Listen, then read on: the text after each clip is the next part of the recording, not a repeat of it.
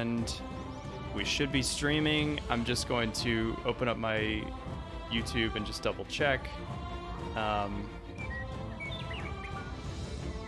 And we are live now. Yes. So welcome. I'm Daniel, Dungeon Master for this live play of Odyssey the Dragonlords. I'm joined by Shade, the Leonin fighter, Theo, the I forgot what race. It's a satyr. Theo, the satyr artificer, Magus, the elf wizard, and Falben, the Medusa rogue. Say hello, everybody. I'm gonna stop the music for a second. Where is my intro? Okay, so first off, I just wanted to ask you guys about your level 2 features. We did level up after the events of last session. Who wants to start? Tell me what you got at level 2. So Magus leveling up at level 2 is not a whole lot of interesting stuff for wizards at this level. I got 2 more spells as a result of leveling up, though I think I can't prepare those until after my next long rest. Basic health, 8 HP increase, I can prepare 1 more spell, and then I also got access to my wizard school feature, which means that whenever I receive magical healing, I can choose to add I think twice my wizard level in HP to that, and I can do that I think once per day. Amazing. That's very cool. All right, who wants to go next? I can. I leveled up, and as a result, since I am an Artificer, I get access to infusions. I can know 4 of them and use 2 of them at the same time on 2 separate items. And, yeah, you'll kind of see that in action later on in this session. I'm excited. I've never played with or DM'd for an Artificer, so this is going to be really interesting. Falben, you want to go ahead? Yeah, level 2 is pretty interesting for a rogue because Cunning action. My bonus action has meaning in life. So what's interesting about this is now I can dash, disengage, or hide as my choice or situation demands during a bonus action each round. This is super interesting because it stacks well and in interesting ways with my goal to always get a sneak attack. It does. And I mean, that's the way the class is balanced, is you getting sneak attack once a round. So I wish you luck in your quest to do so. And Shade, what have you got level 2? I got a handful more hit points and action surge. Action surge is very good. Once for long or short rest, I can take an extra action on one of my turns. It's so good. It's really so good. And it's a short rest recharge ability, which is really nice. So you don't have to save it for big fights or whatever. You can use it. And by extra hit points, I will let you guys know Shade has 24 hit points at level 2. 25, which is ridiculous. You have a +4 con mod, and I cannot wait to see how tanky you are at like level 10 and stuff. I'm looking forward to it. Okay, well, thank you guys. By the way, I want to dedicate this session to a cat named Butters. Butters had her last day today and has gone on. She was a very good cat. So pour one out for Butters. Can't believe you're gone. So sad. Is this your cat? No, just a friend of mine. Anyway, let's do a quick recap of last session. So, we introduced our heroes, our prophesied heroes, and they are amazing people, and we got to see a little snippet of their lives before they all met up together. They were all called together by the Oracle, summoned to the Sour Vintage Inn to meet with a woman named Kyrah, who was there to tell them what their quest was. They met at the tavern. Shenanigans ensued, as they always do. Some really great stuff. A lot of food-related shenanigans, which is great. Eventually, Kyrah arrived and told you guys the plan. There was a giant boar terrorizing the area, driving away farmers, and this boar had been sent by the Titans. So you guys ventured out with 2 hunters, found the lair of the boar, set a trap for the boar, not before it surprised you, sprung from its cave, killing one of the hunters, and then engaging you all in a pitched battle. It was quite exciting for me. Shade was the target of its destruction and took so much damage from it before eventually succumbing and being outright killed by the boar. You guys finally killed it. It delivered a very imposing message about justice and death and sins and atonement and all this. So you guys sacrificed it, performing a ritual and burning it, dedicating it to Mitros, the goddess of dawn. As a response from Mitros, there was a radiant beam of light that came down through the clouds and gave you a sense and feeling of protection and safety. And you gained a boon, a charm of heroism that will be nice in a pinch. Eventually, after about an hour, Shade comes back to life. He is alive, but injured. I will say you are back at full health. You're back at full health, but tell us, you have some visible wounds that are going to, some of them may be permanent. Kind of describe what your character's going through. It seems that there's at least 2 fist-sized holes through the chainmail of his torso. Ooh. Punch that seem to, you can see kind of the scar tissue that's kind of closed over with only little tufts of hair sticking from it from his normal white and black pelt. And you can see that one of them seems to go all the way through him, and the other one's not quite as deep, doesn't come out the other side. And you notice he's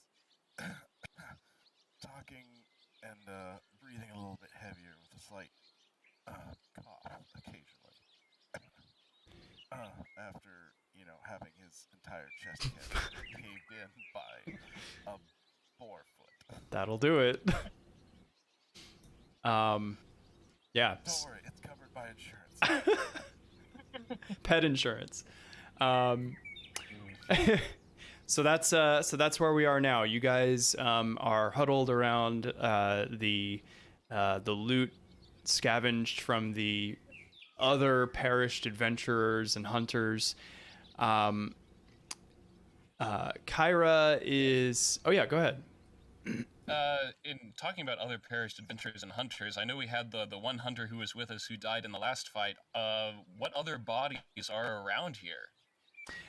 So there are 2 corpses, well, 2 what you can recognize as corpses in and amongst the cave. The back of the cave is just like, it's mud and putrid filth, just waste. It smells awful.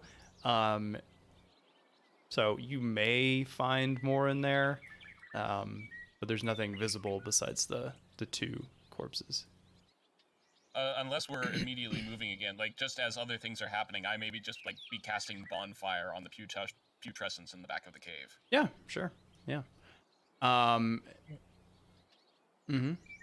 Theo? And during this time, Theo will be searching the surroundings, as it was promised to him by the hunters that birds would most likely return to this area after the war was dead.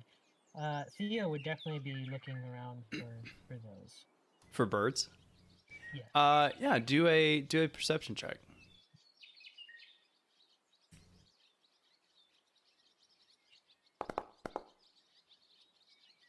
18. You crane your neck around. There's a fair bit of open sky amongst the tree canopy. You're not seeing any birds in the immediate vicinity, but about 3 miles or so, off and away up in the sky, you see a falcon, bird of prey type bird, slowly kind of circling. Right. Rue, go get that bird. The bird that's 3 miles away. Yes.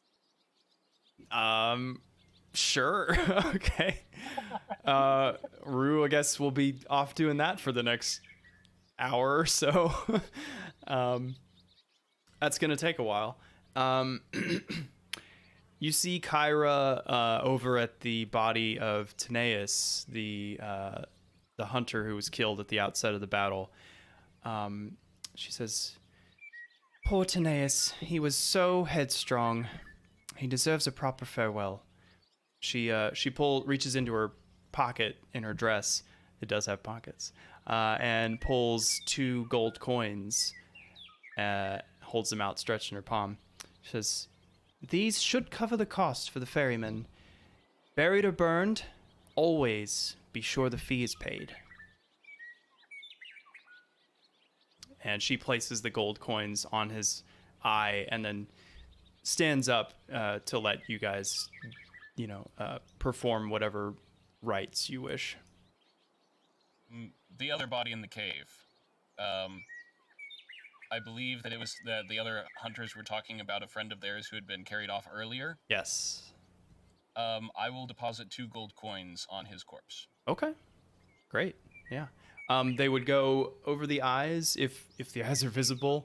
I guess we You tell me. yeah. His skull is mostly intact. Yes. So you place the eyes, and then what do? You burn him or bury him or? I'd say that for Magus, burning is the easier method. Oh yeah, and it's totally acceptable in these lands. Javon, who is standing over there, kind of just catching his breath, sitting on the log, he nods approvingly as you place the gold on his eyes and light the fire.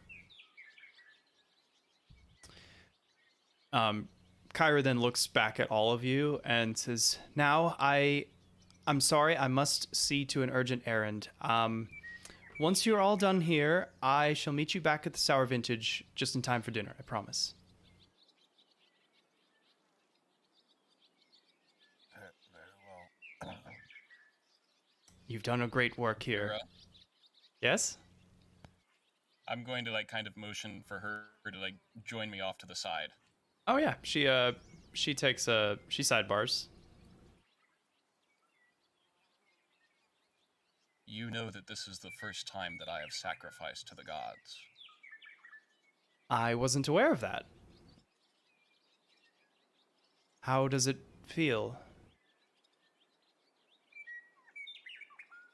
I do not like the demands for people to give up what they have in order to benefit one's self. It's one of the reasons I despise the Titans. Something like this, though. The taking from their power and giving it to you. That's more acceptable. It also sounds like war. War is upon us.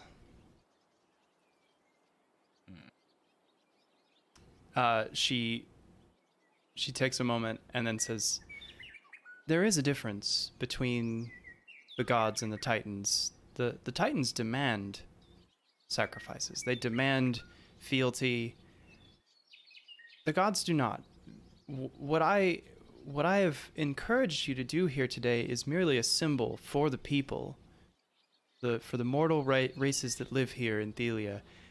They must have faith that the five gods can survive the storm of the Titans, and this helps get us there."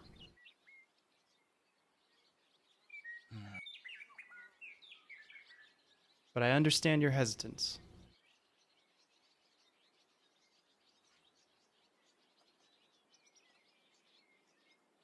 I don't enjoy machinations. And I don't enjoy being used for them. I hope that you will talk to us tomorrow. I'd hate for my last interaction with the goddess of fun to be one of anger. And I walk away. Okay. All right. She stays for a moment, and then she smiles at you all and goes to leave. So. Shade would just kind of look up and nod at her as she leaves, but other than that, he's just kind of sitting on the log, with his glaive kind of leaning against his shoulders, head bowed, not really praying or anything, but just kind of catching his breath, feeling very, very weary. Yeah. While everybody else goes about what they're doing. So unless somebody specifically asks for him to join in or anything, that's probably where he'll be for the rest of the time we're here. Okay. All right. Well, you guys finish up the funeral rites. You've collected your loot. Is there anything else you'd like to do here before moving forward? Falben walks over to the log and sits down next to Shade and leans over and says, "I'm pretty sure you were dead. What happened?"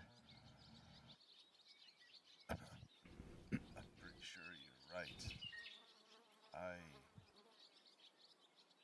I don't really know. I went somewhere. Doesn't seem like it was really anywhere. Kind of gets like a vacant look staring off into the distance. I think I was something or someone spoke to me and sent me back. I really don't understand it myself.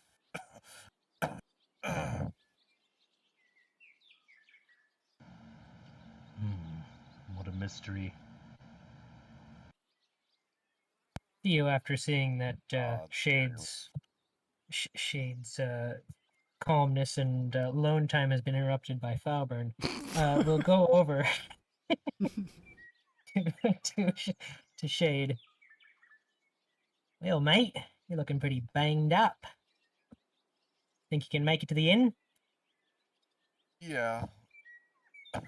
I'll probably be moving a little slower than I did on the way out here, but I'll manage.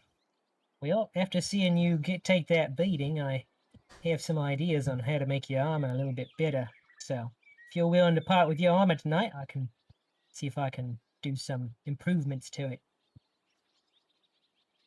Yeah, excellent.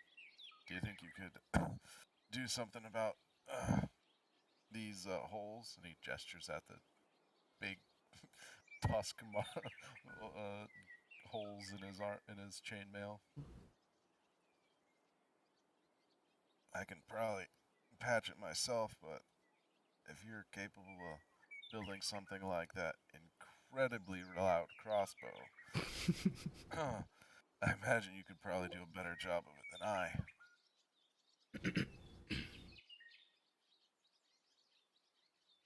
By the way, that was incredibly loud. How did you do that? Seemed to hurt the boar.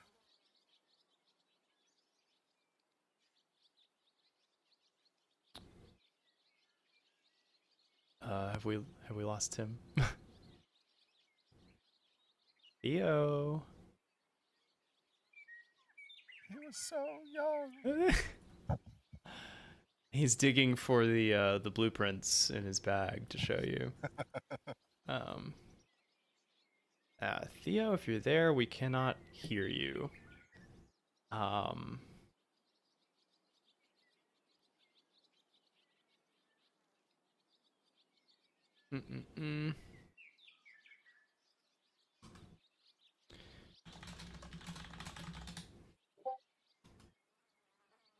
messaged him. My audio is back. I don't know why Oh. it cut. Okay, cool. You're back though. Did you want to respond to Shade's question about your musket? I did not get. I didn't hear anything after what I had said. Ah. He asked if you'd be able to do better than him at repairing his chainmail with the big holes in it from the tusks, and he asked how you made a quote-unquote rifle. Well, I can certainly take a look at your armor. I've certainly been known to tinker with things. That's also how I made my rifle. In order to compensate for my inability to be a warrior amongst my people, I had to get a bit creative in my endeavors to make things go flat, so to speak. So I came up with this little improvement to the crossbow, you could say. After long hours of making things explode, I finally figured out how to make it work, and what you see here is the result of that experimentation. Did a good job. It was bloody effective against that boar. I feel like if it Thanks. wasn't for that, at least one of us probably would have experienced my same fate. Thanks, mate. The sound usually surprises people. I don't always tell them about it when I should. But now you know what to expect. Dumbfounds people. I feel It also surprises the enemy.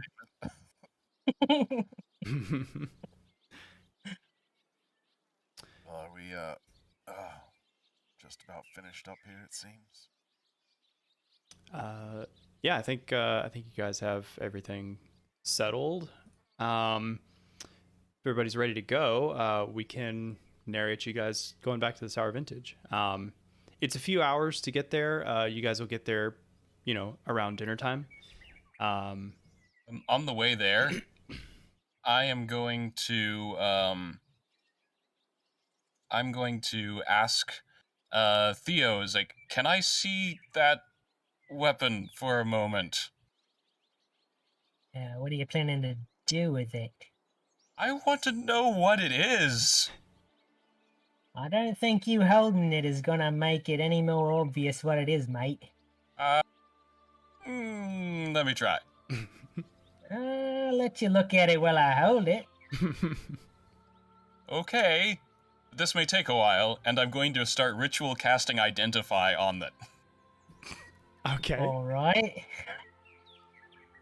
Can you? It takes 10 minutes. Can you post the Identify spell description in the chat? Sure. Spellbook.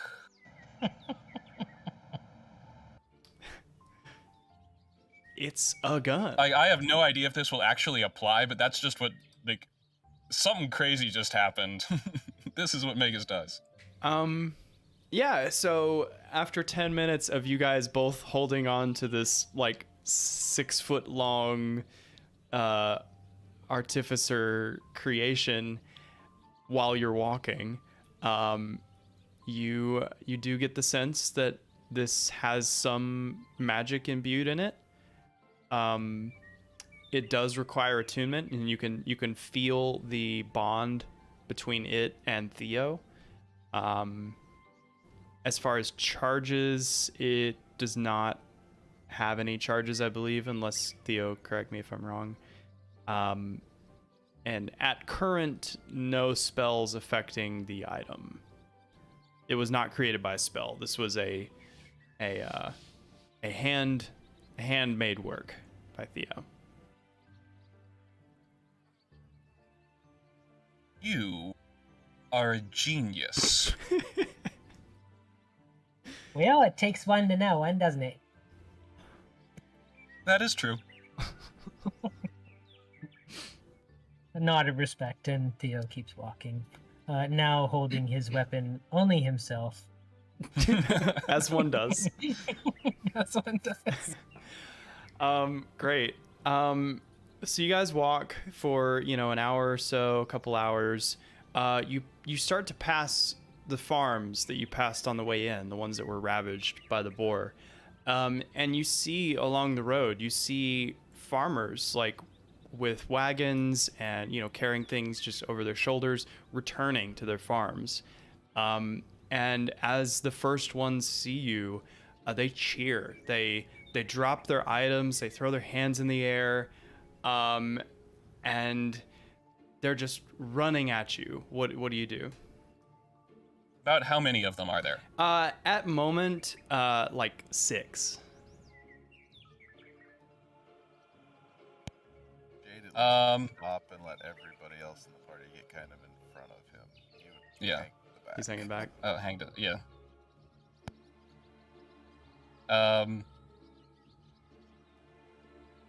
For 6, I'm going to hand each of them 4 silver pieces. Oh my God. Okay, so they're rushing up to you, and when they get within earshot, you hear a farmer man say, "The birds returned to the forest. The birds, they've returned.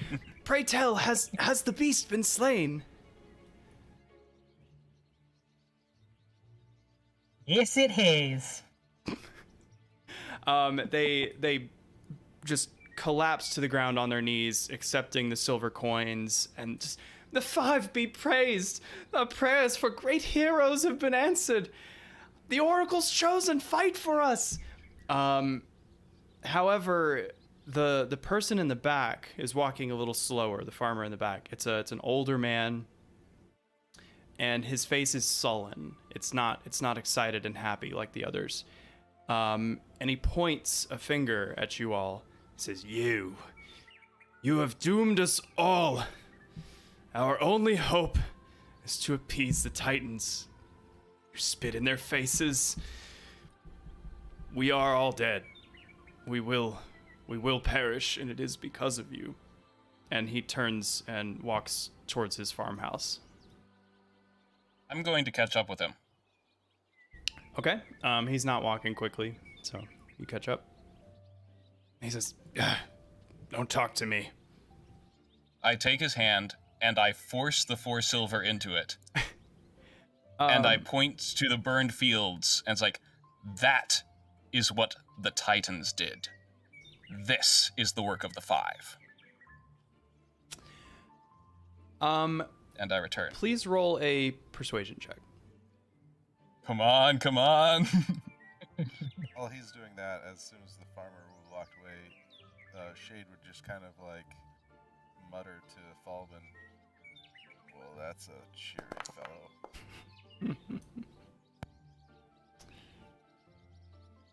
Let's see. I saw the dice, but the roll hasn't. Okay, 24. Solid roll. He pauses. He listens to you, and then he looks around at the carnage that you describe. My grandparents lived through the terror of the Titans. We must not return to that.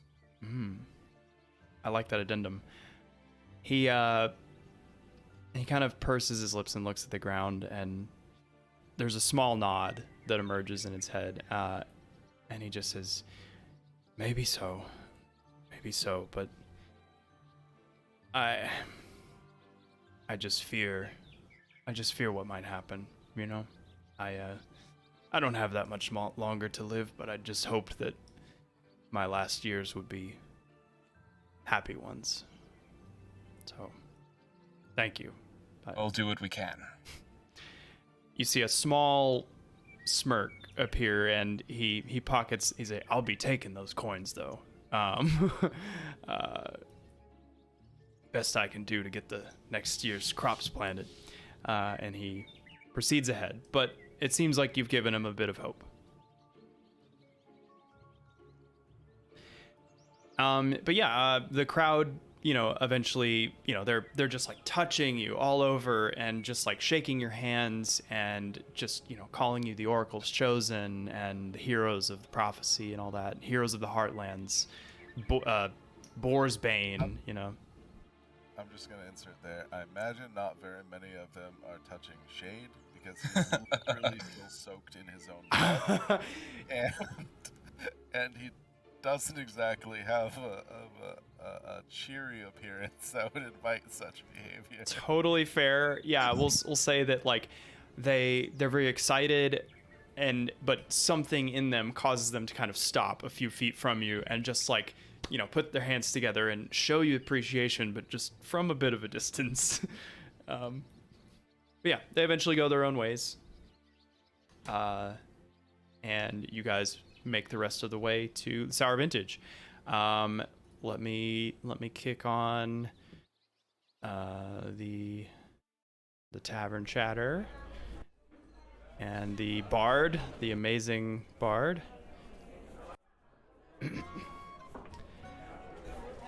All right, so you guys return to the Sour Vintage. It is hopping. There are people everywhere here. It's packed to the gills. Seems like everybody who's not out like putting out fires on their homestead is here. And who enters first?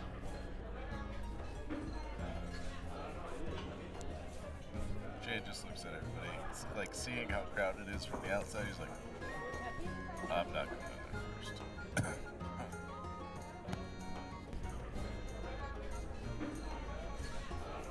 Magus gives kind of an internal sigh. Because like he recognizes he doesn't want to do this, but he knows it's important. Theo, how about you go? Alright. I got no problem going first. I just thought Magus, being the one throwing silver around, would want to go in. But I'll go first. Cool. So Theo, you stride in. What's your like emotion as you come into the tavern? Joy at birds returning to the area. Love it. Actually, there was like a songbird outside the tavern just singing the clearest, most beautiful little song. My spirits are extra high then. You haven't seen Rube yet. He's still off away. But he always comes back. You guys have been friends for what, 15 years, something like that? Yeah, that would be correct. Sometimes he takes a while, but he always comes back. So you stride into the Sour Vintage and just, yeah, woo, yeah, all right. Everybody is just so excited. People are running up, shaking your hands. The bard starts shredding immediately. Atela, the innkeeper, she spots you. She quickly goes over to the biggest table, grabs the patrons by the back of their shirts, pulls them up out of the table, just like in a big swoop, just swipes everything off the table. It shatters against the wall, and just like waves you over excitedly. And during this time, Theo is yelling, "The birds are back! The birds are back!" You get echoes, "Yeah, the birds are back!" Yeah. Do you guys sit down or do you go somewhere else? I'm going to turn to Shade and Falben, and I'm going to say, I'm assuming that you two would just like to get to your rooms. Jay just kind of like looks down at himself. It's like, I could use something to eat, but I'd like to get a little cleaned up first. Okay. Falben? Yes, I prefer to be alone tonight. Alright. Okay. I'll see what I can do to distract him. And I head in. I'll be back in a little bit. Okay. Shade, walk to, we were here yesterday. Yeah. So earlier today, so we know where, like, areas to wash up and stuff. Yeah, you have the same room. Easy. Yeah.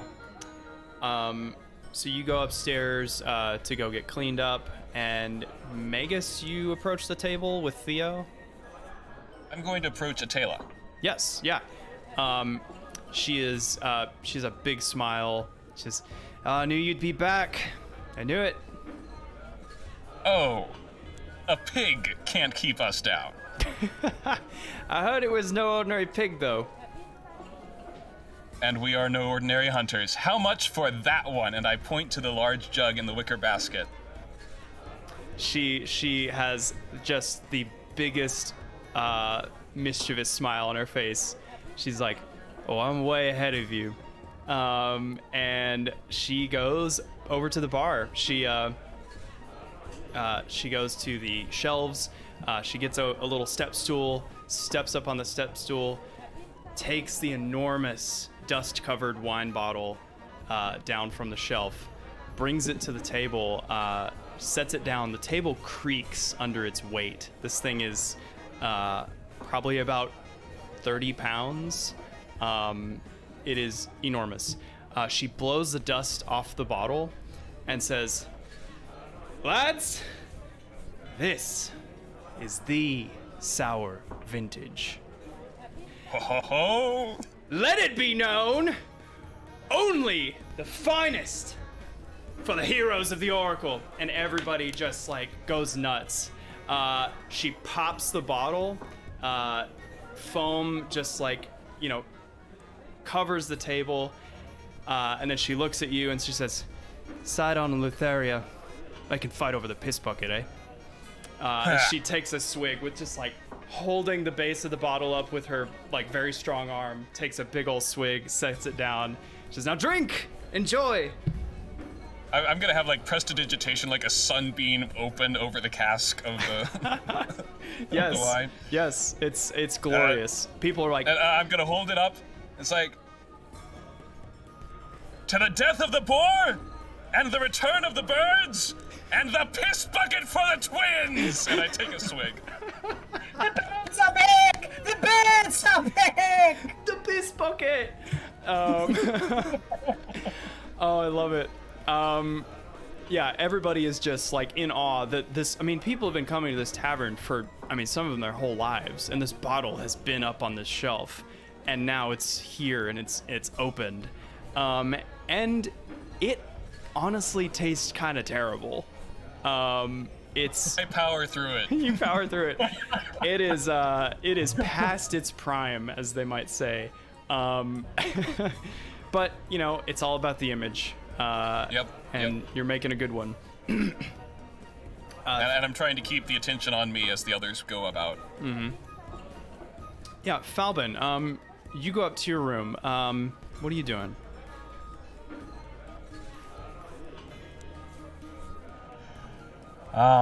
That's a great question. I am gonna be thinking about my strategies and how they did or did not work.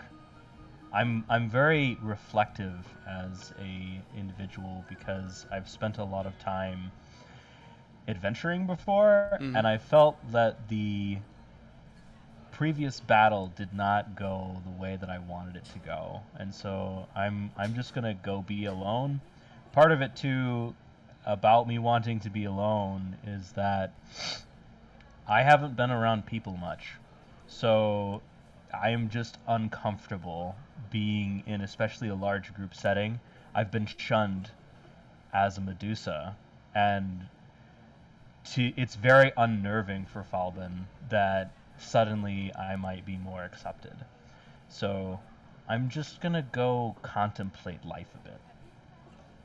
That's totally fair. Yeah. Shade, you're in your room. You've cleaned off, as much of the blood as you can. What are you doing? What are you thinking? So he would, take off his chainmail, drop his pack on the floor, probably kind of, not quite gingerly, but carefully and deliberately stand his glaive up against the wall, so somewhere where it's not going to fall, and pulls his chainmail off, kind of almost cringingly putting his fingers and most of his hand through the holes where the tusks pierced it, just kind of like, ouch. And then he'll just kind of prod around on his own new scars. Kinda like, by the five, what happened to me? And kind of with that explanation, he'll change out of his this traveler's outfit since it's all bloodstained. Put on, new breeches, put his boots back on, and instead of putting a shirt on, as his time as a mercenary knows that people value scars and stuff. So instead of putting his shirt back on, he puts on like a leather vest from one of his other traveler outfits that would lace up in the front, and intentionally leaves it unlaced. And then heads back downstairs. But on his way, he'll stop by Falben's room and just kind of like knock on the door. Falben. Who's there? Jade. And I open the door, and in my hooded outfit, I'm staring at the ground. What do you want? I know you said you wanted to be alone, but figured I'd check in on you, make sure you're all right. You can't see it, but Falben raises one eyebrow and says, I don't think I'm the one that needs to be checked on here. You have a point there. But, normally, in my experience, these type of things, it's good for the band to be together for a while, celebrating victory. But if it's more of a comfort for you, then by all means, take your time. And I like to think, even though it's only been for one day so far, we've become a bit of comrades. At that, he just goes, well, I'm gonna go down the stairs and I guess be a hero for a little bit. Just kind of shakes his head, turns around, and starts walking away. Falben kind of stands there for a moment. Something Shade said seems to have resounded with him. And something about the word comrade and the way that Shade talked about being a group has kind of reverberated with Falben, and he kind of nods to himself and whispers something to his hair. And there's some hissing, and then he nods and follows Shade downstairs. And as Shade comes down the stairs, Theo will see him, and he'll say, Innkeeper, your finest milk for our greatest hero! She's I've got just the thing. Be right back. Shane just kind of in a, just two fists above his head, just kind of, yeah, milk. Doing the Steve Holt. Yeah. As arms over his head, so it kind of like spreads the vest out. You can clearly see the two big fist-sized patches of scar tissue on his torso. Like one like right near his sternum, the other one kind of down in his like spleen area. It's truly a sight to behold. He's gonna need that milk to help regrow them bones. I'm less worried about the bones as I am about the fur. Well, Atela comes back over to the table with a tray, and she says, well, don't worry about the fur. This milk's got plenty of fur in it. The goats are, but she sets down this silver tray, and on it is must be her nicest bowl. She has a pitcher, and she pours gently from the pitcher into the bowl, filling it nicely, and then she, out of her apron pocket, she pulls out a small, like, dark, looks like a nutmeg kind of thing. Shade, do a perception check. And actually, do you get advantage on perception checks regarding smell? That's a good question. I don't think I actually do. Okay, that's okay. Let me check.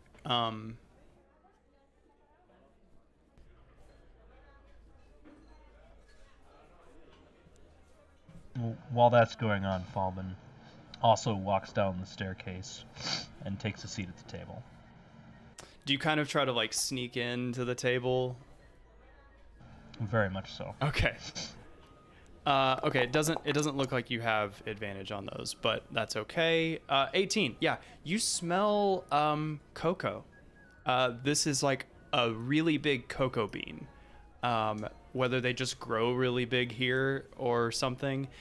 She takes this cocoa bean and pulls out a little wood and metal grater, like a microplane kind of grater, and over the milk grates these fine little shavings of cocoa, and it looks really, really nice. And she says, I didn't have chocolate milk, but this is the best I could do. And she gives you a wink and pats you on the shoulder and walks back to the kitchen. You just see a big smile showing his fang. It's just like, it does excellent. Pull up, just kind of to his mouth, closes his eyes, takes a and starts lapping in on the milk. I had to do that for you. Oh yeah. At this point, I would take the chance to point out to the rest of the party. You would notice that without his armor, Shade is still a very large person. I mean, 7'4", you said last time, right? 7'4", and he weighs over 300 pounds. So, and it's all solid muscle, and you can see it. Big cat. So Big cat. Just point that out. Imposing. Hey, I like that you say that. It's always good to, like, remind the table, like, what you look like what your presence in the room is, because I think we can all just kind of boil each other down to, the fighter and the rogue, but, like, you're looking at a real person across from you, and so I appreciate you doing that. So you guys are, enjoying the fruits of your labor, and there's food, there's people are just bringing you drinks. You guys are not paying for a thing here, and eventually the door opens just like it opened yesterday, and you hear those same footsteps. They're a little more hurried this time, and in comes Kyrah. Her shoulder bag that she normally carries is appearing even more full than normal. But she rushes over to the table. She's like, I'm so sorry for the delay. I hope I didn't miss anything. It seems a party is in play here. She sees chocolate milk staining Shade's whiskers in the front. Just a few little dribbles coming down to his chin. Oh, you've just been missing a bloody good time. She says, I wish I could have been here when you came in the door. I know it was probably a riot. Magus, what's your vibe? What are you feeling right now? Magus is one who knows the appearance of a party. Mm-hmm. And he is putting on that appearance. But I would say, like you mentioned that people are buying drinks. He is taking a token amount of the drinks. By that you mean But- like a lot? No, he's taking just enough so that he gives the appearance of accepting drinks. Gotcha. It's like this But, is but he is not indulging. Totally. Okay. Interesting. Kyrah says, may I sit? I do apologize for the delay. Jade's Ah, kinda well. looking back and forth to the others. I was about to start a rendition of the grand slaying of the boar, but now that you're here, I can think of none better. Well, the birds are back, so you might as well. You intend to put me on the spot, don't you, Magus? I'd just smile. So if you'll forgive me as the DM, I don't have anything prepared, but she would yeah. she would happily launch into and actually she could just read the epic that she did for or that I wrote on the so I'll just do that. She stands up on the table that you guys are at. She says, excuse me, Kyrah here. You may know me as the Muse. I would like to share with you the beginning of my epic poem, the Odyssey of the Dragonlords. And she like gestures to all of you. She says Dragonlords. Magus's eyebrows go up at that. You know what? That's kind of a meta thing, I just realized. She doesn't call it that. I should not have called it that. Like, you guys know the name of the module. You know it involves Dragonlords. Right. So, please, retcon. She just calls it the Odyssey. Maybe the Odyssey of the Oracles Chosen, something like that. And she launches into it. Our heroes at the vintage greet, drank milk and cooked a bird. To Falben's gaze did Magus meet, and spoke with more than words. They tracked the boar and placed a trap and set themselves around. But with a sudden thunderclap, a fell roar shook the ground.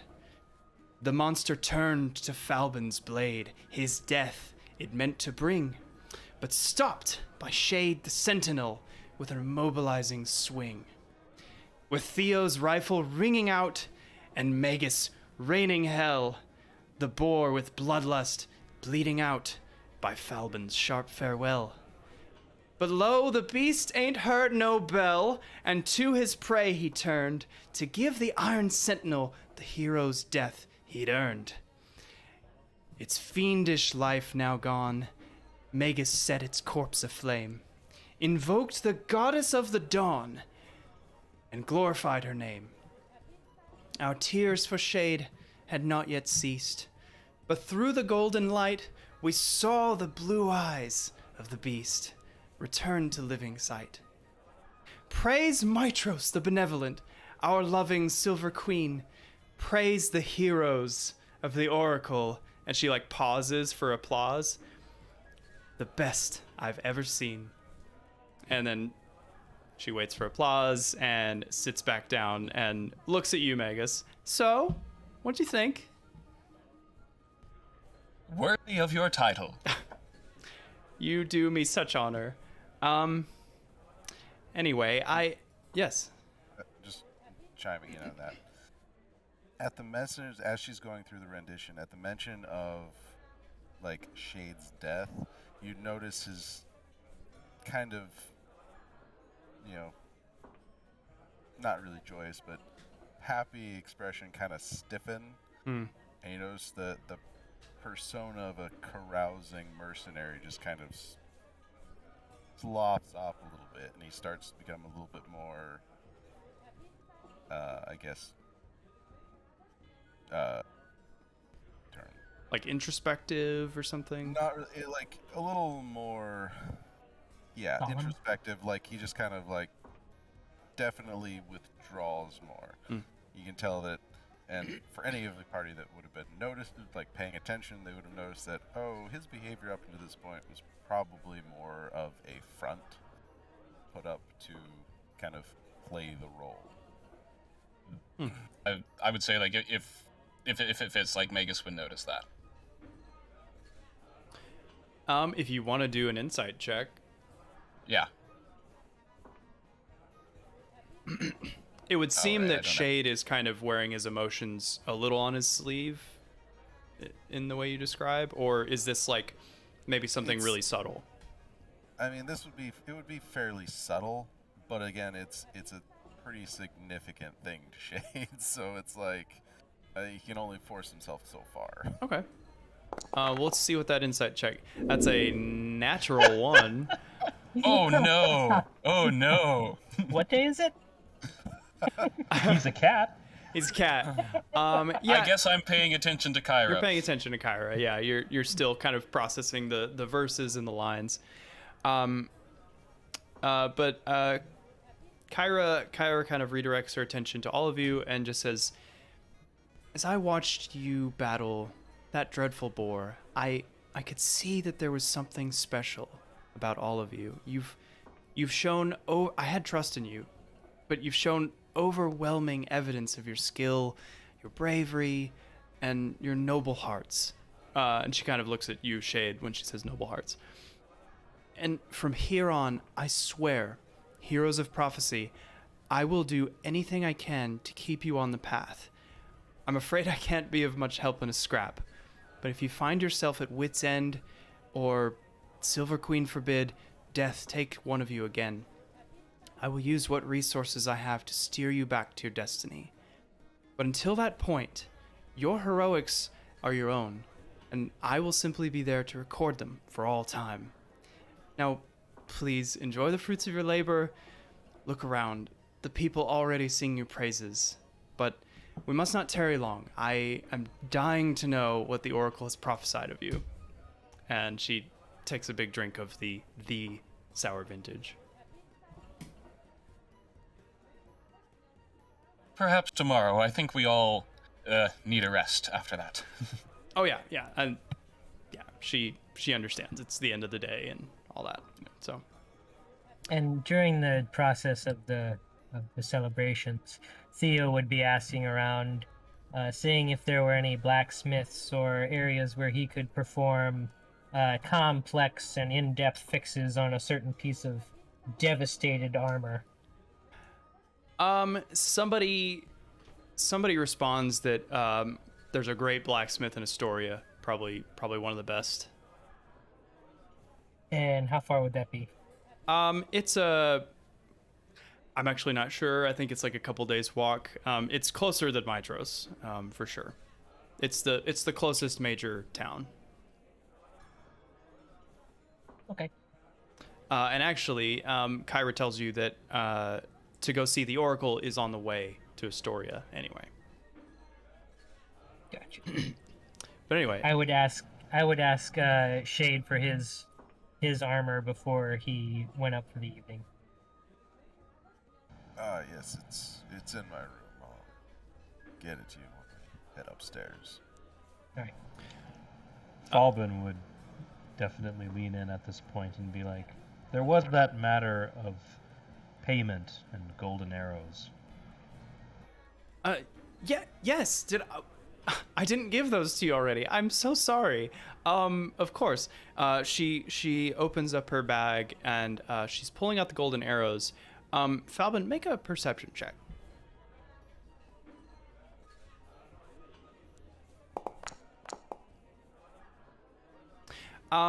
You see she empties the golden arrows and hands them to each of you proudly. You see a remaining kind of light inside the bag, like just a small bit of light as she closes it.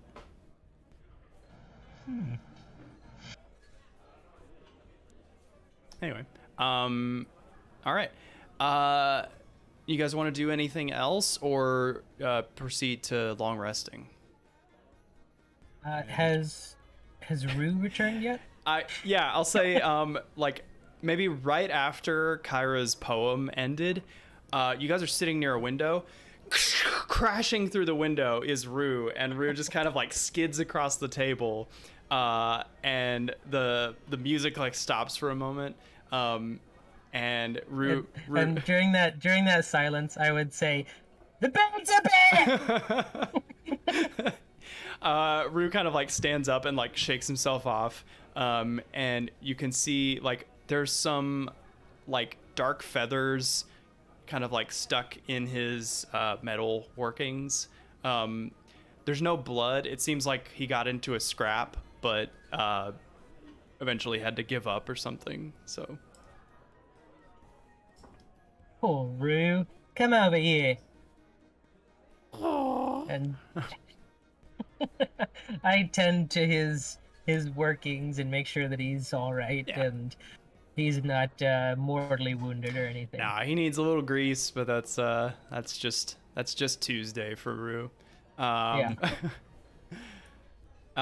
Cool. Anything else while we're at the party? And from this point on, Shade would basically be looking for the first opportunity where it seemed reasonable for him to call it a night, and he would head upstairs. Yeah.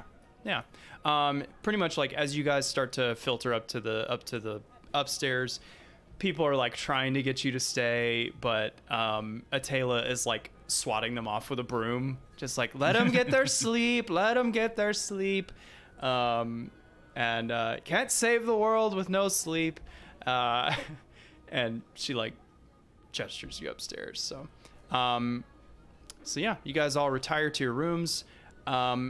Please. I will get the armor from Shade, and I will take it to my room. And as I'm taking the armor from Shade, I say, I'll do everything in my power to make sure that what happened today will never happen again.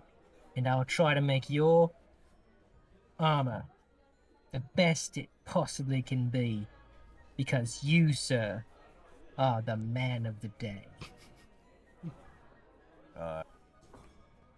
Definitely appreciate that, and yeah, I'm all for keeping that from happening again.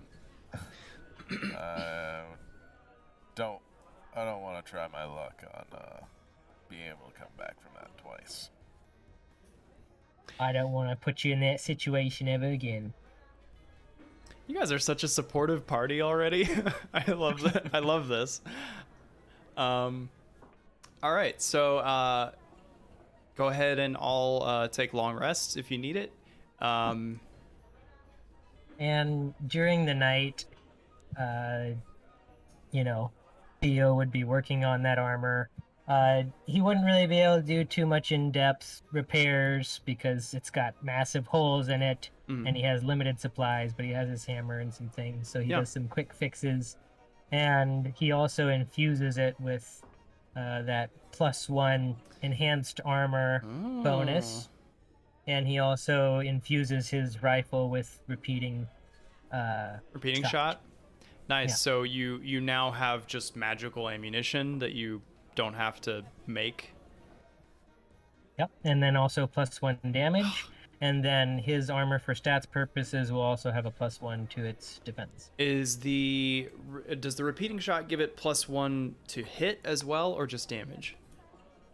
It says this magic weapon grants a +1 bonus to attack and damage rolls made with it when it's used with a range attack. And it ignores the loading property if it has one, and then also that it no longer takes ammunition. That's sick. Also, that kind of skips like a whole like side plot of you having to like hunt down resources to make ammunition and stuff.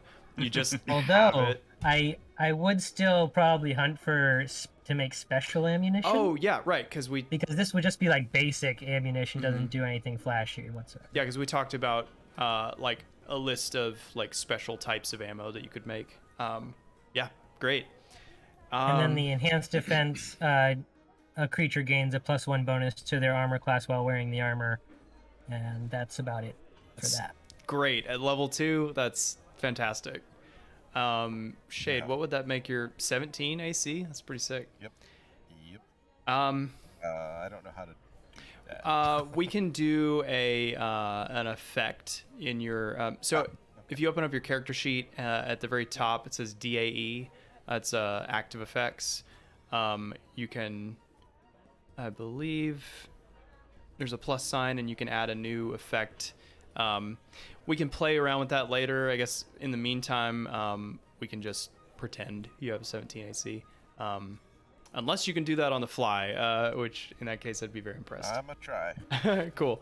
All right, so eventually you guys come downstairs. It's empty today. Actually, the bard is asleep, so he's not playing anymore. And there's no tavern chatter either, because everybody's gone. There's like a couple people passed out around the room that just stayed overnight, and Atala like missed them. She didn't see them to throw them out. And actually, I think Atala is not around either. She is, you don't know where, probably hungover.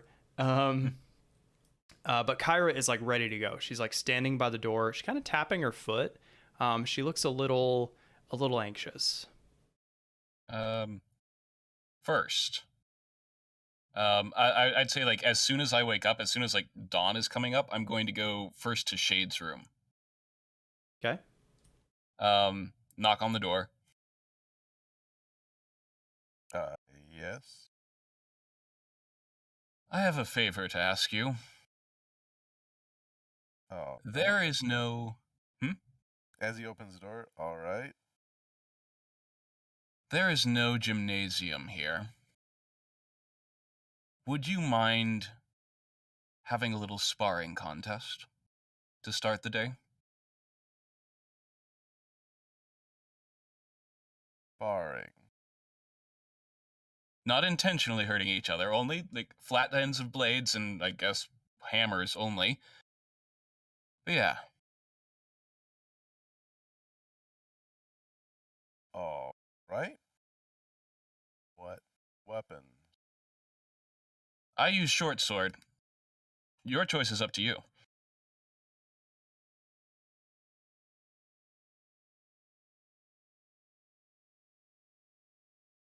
All right. You can do this. I'll take a look at what I got in my pack. I'll be downstairs in a few minutes. All right. I guess can other people do their thing so I try and figure out this effect real quick? Theo would probably sleep in a little bit later since he was up late last night partying and then fixing Shade's armor, so he would come down a little bit later, and I would assume Shade would probably be out sparring still, so he'll wait to kind of tell Shade what he was able to do with his armor. Cool. Falben, what's your morning routine like?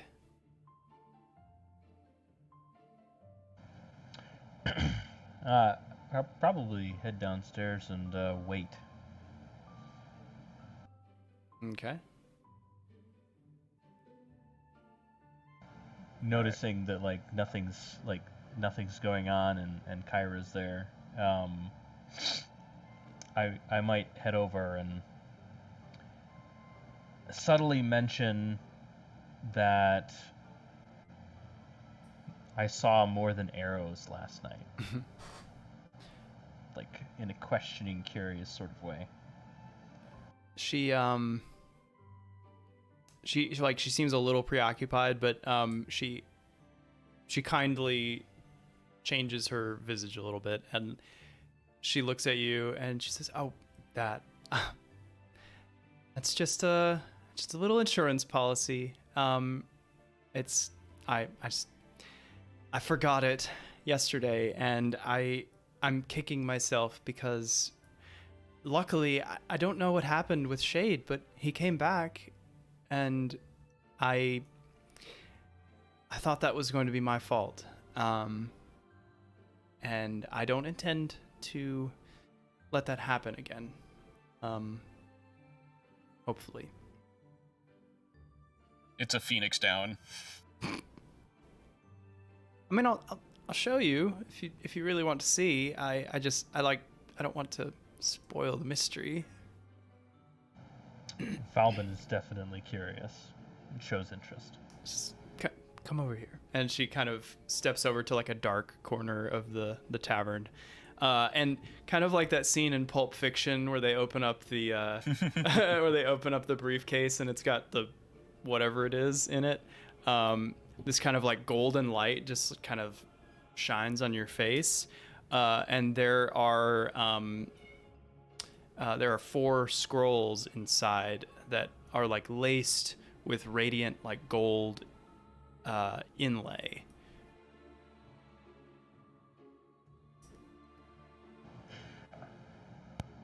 So, you mentioned an insurance policy. What are these?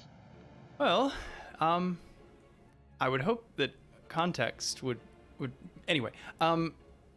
They are very rare. They are quite powerful, and I'm hoping that they can bring you back if I lose any of you.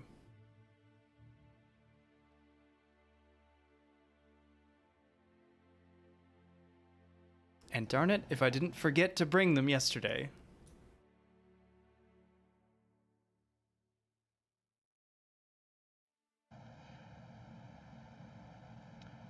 So,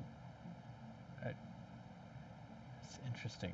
I'm having like a player moment of like I don't know how to react to this. They're basically scrolls of resurrection. Like you don't know exactly that, but like what she's saying seems to point to like these are scrolls that can bring you back, maybe, if you die. And as that's going on, they should be finally coming down the stairs. I guess. Yeah, Magus is already out on the lawn going through various sword stances. And as Theo sees Shade and notices that he is getting ready to do something else, he says, "Hey Shade, when you have a minute, I want to tell you what I was able to do with the armor." All right. I look forward to that, but first, guess I'm gonna spar with our caster. You sure that you can do that in the state? Okay, so we're just gonna treat this as a regular combat encounter, I suppose. Right. Is Shade armored or unarmored? He would be unarmored because Theo still got his armor. Okay. He'd be holding 2 hand axes. All right. Okay, I'm gonna add Falben you guys. prepares 2 gold coins. Theo is ready to cast Men with Magus. Okay, Magus and Shade, go ahead and roll initiative for me.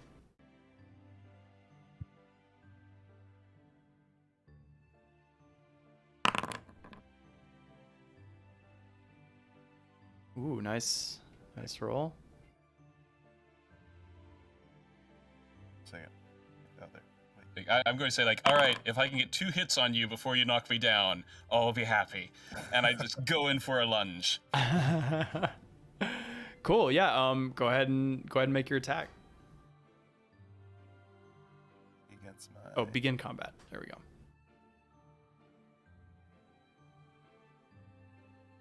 Oh, I see what happened there.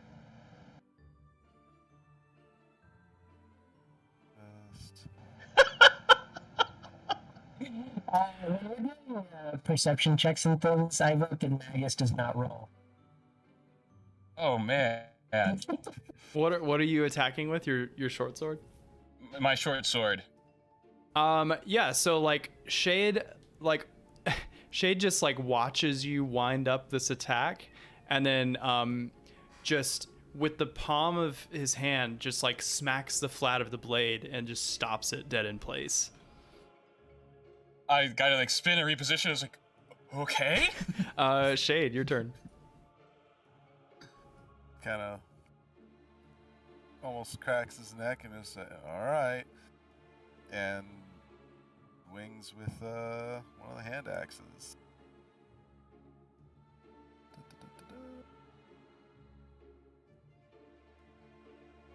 Are you Rolled throwing? 2 nat 1s so far in this game. It's an 11. I don't think that meets your AC. No. No. I like dodge out of the way. So you throw the hand axe? No, I was just swinging with it. Oh, okay, cool. Okay. Yeah, you still are able to dodge out of the way. Magus, back to you. Yeah, I like duck out of the way and try and roll behind. Ah, he's a slippery one. Still not doing great. You guys are really cold in the morning. Get them all out now. Get them all out now. Shade just kind of like repositions, you know, till he just kind of works through his footwork a little bit and goes at it again. It's the same roll as last time. Exactly. Roll. Missed. You guys are like Anakin and Obi-Wan just like spinning their lightsabers in front of each other. Magus, back to you. You guys are still unscathed in round 3. Come on. That There we should go. do it. Yeah, That's my- go ahead. Go ahead. My AC is 13. Yeah. So. Shade, like your brash of confidence is suddenly interrupted by the smack of Magus's short sword, the flat of it. Are we doing damage with this or just hitting each other for a bit? However you guys want to do it. Like damage that will go away at the end of this fight, but just damage to see who's winning. I'm fine with that. Yeah, if you want to just subtract HP and then I'll just give it back to you at the end of the. Right.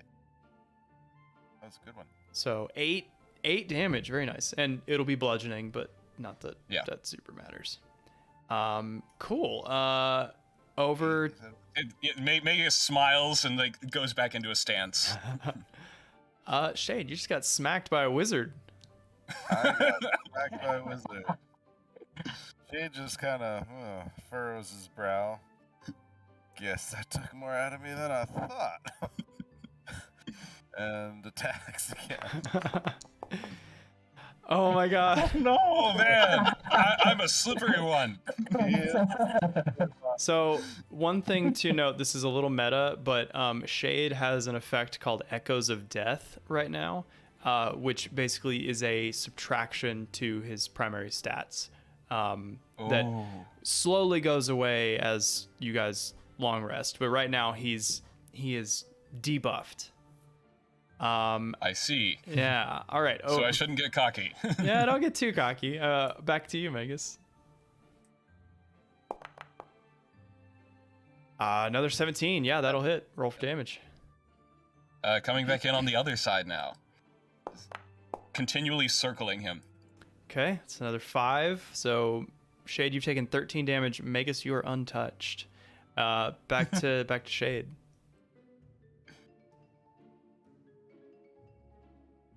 Shade will go for it again. Where'd it go? Not roll. I need to another hand axe instead. That's gonna do it. Oof. That's that hits. That's an 18. Oh man. Go ahead and roll damage. Successfully a lot more than So Magus, your confidence is suddenly interrupted in the same fashion. Wait, so was that 7 damage or 6? 6. That was 6 damage. I accidentally attacked twice. But Shade is going to use his newly found act. Well, no, I'm not. He was thinking about it from the standpoint of, he's like, my pride is hurt that he landed 2 hits. Barely considered. You see him like almost start for another attack, but which I don't know how I'm doing my hit points. I think you've been reducing your max HP. Okay, that's why. If you right click on your token, you should see a number underneath you, and that is going to be your HP, and you can just highlight that and do the subtraction there. But yeah, I am knocked back a few steps, and just kind of okay, reorient and try and come again. This time, like I'm doing like a duck and going for like his legs. This time. Yeah. So you recoil back in kind of a crouch position, and then come in low and go for the legs, and you connect. Roll for damage. It is not hard to come in low against. Yes. 7. Yes. 6 more damage. Shade is looking pretty beat up at this point. I mean, I can take like maybe one more hit. Same with him. This is gonna come down to the wire. Shade, what do you do? He's gonna go in with the hand axe again.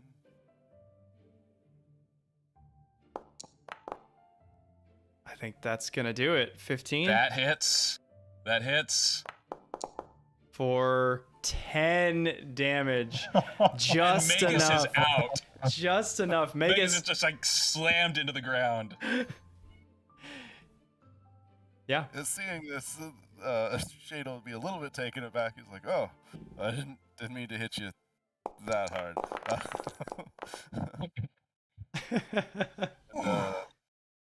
Just kind of reach out to give him a hand up, back up to his Yep. feet. Magus takes it. You hit hard. He's kind of laughing a bit. Well, you did ask to spar. That I did, and I got 3 hits on you. You So did. I am happy with that. I am honestly, I'm rather impressed. I wasn't quite expecting you to be quite so spry and slippery. when I cannot wield something like that, you gotta be. I see that for sure. Well, Theo said he's got my armor back for me, so I'm. Oh yeah, I'm glad you didn't have that. As you finish your bout, the tree that Magus, you climbed this tree last night. There is like a little boy up in the branches, and he goes, "Yeah, woo!" And he's very excited. Kyrah like golf claps for you, and love a good competition. Let's hurry up. I think I'd like to get going soon. Theo's inside with your armor. Thank you. I'm just gonna lay back down on the ground for a bit. Kyrah comes up to you and says that there really isn't any better grass than can be found in this area of the Heartlands. I'm going to jump back up to my feet. And I'm going to say, so you're impatient to get going? Yes. I realized I haven't heard from Versi in longer than makes me comfortable, let's say. I'm just worried about her.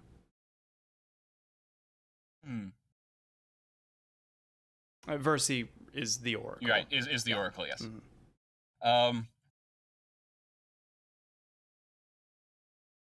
Well then, what do you say we see who's faster? I'm told I'm pretty quick in a foot race. All right. Aren't you? I point to like a tree, like some faraway marker, like a tree way over there. Sure. Yeah, there's one about 100 meters away. Aren't you a bit tired? You've just taken a few licks. I'd hate to beat you on a technicality. I mean, that is a very good point. Maybe I should, and I take off sprinting. Okay. Yeah. So, you take off running. What's your speed? My speed is 30. 30. Okay. You get about a 3-second head start, and you hear her go as you're just blazing away from her. I'm going to cast Expeditious Retreat on myself. Oh, I see. Okay. What does that do for you? It increases my movement speed from basically I can dash as a bonus action and an action. So my movement speed is now 90. I see. Okay. Wow. All right. So you just like Looney Tunes style, just like with like a dust cloud behind you as you cast Expeditious Retreat. And Kyrah goes, "Hey, not fair." And in record time, you reach the tree and place your hand on it, and turn around, and she's behind you, like you beat her, but she was moving too. You got a bit of a head start, but she was moving. And she, a couple seconds later, whew, wow, you you are quite surprising. That was some foot race. I honestly didn't expect to win, much less against you. Oh, well, it's the shoes. They're not my running shoes. Is there something you want to ask me?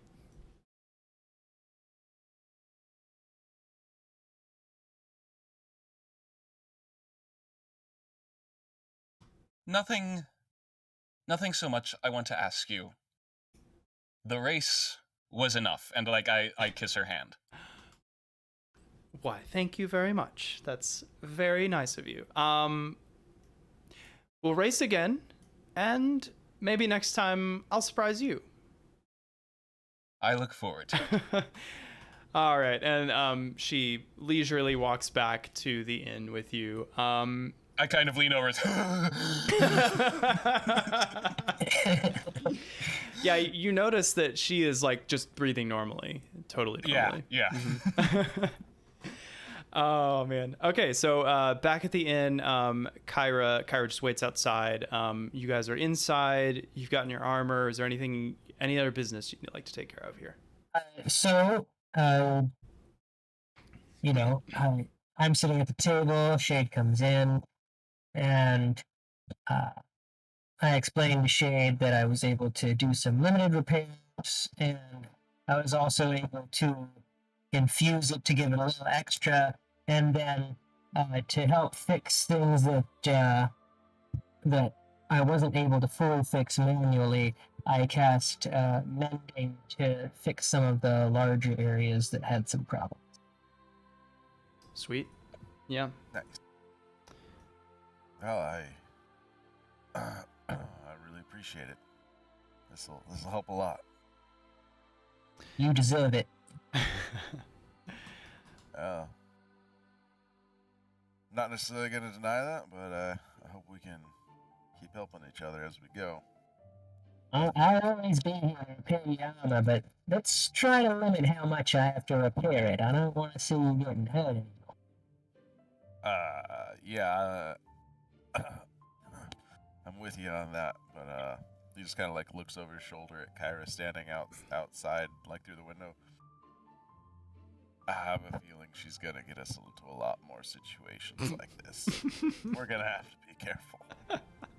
Yeah, I don't think our troubles are quite over yet. I think it's just getting started.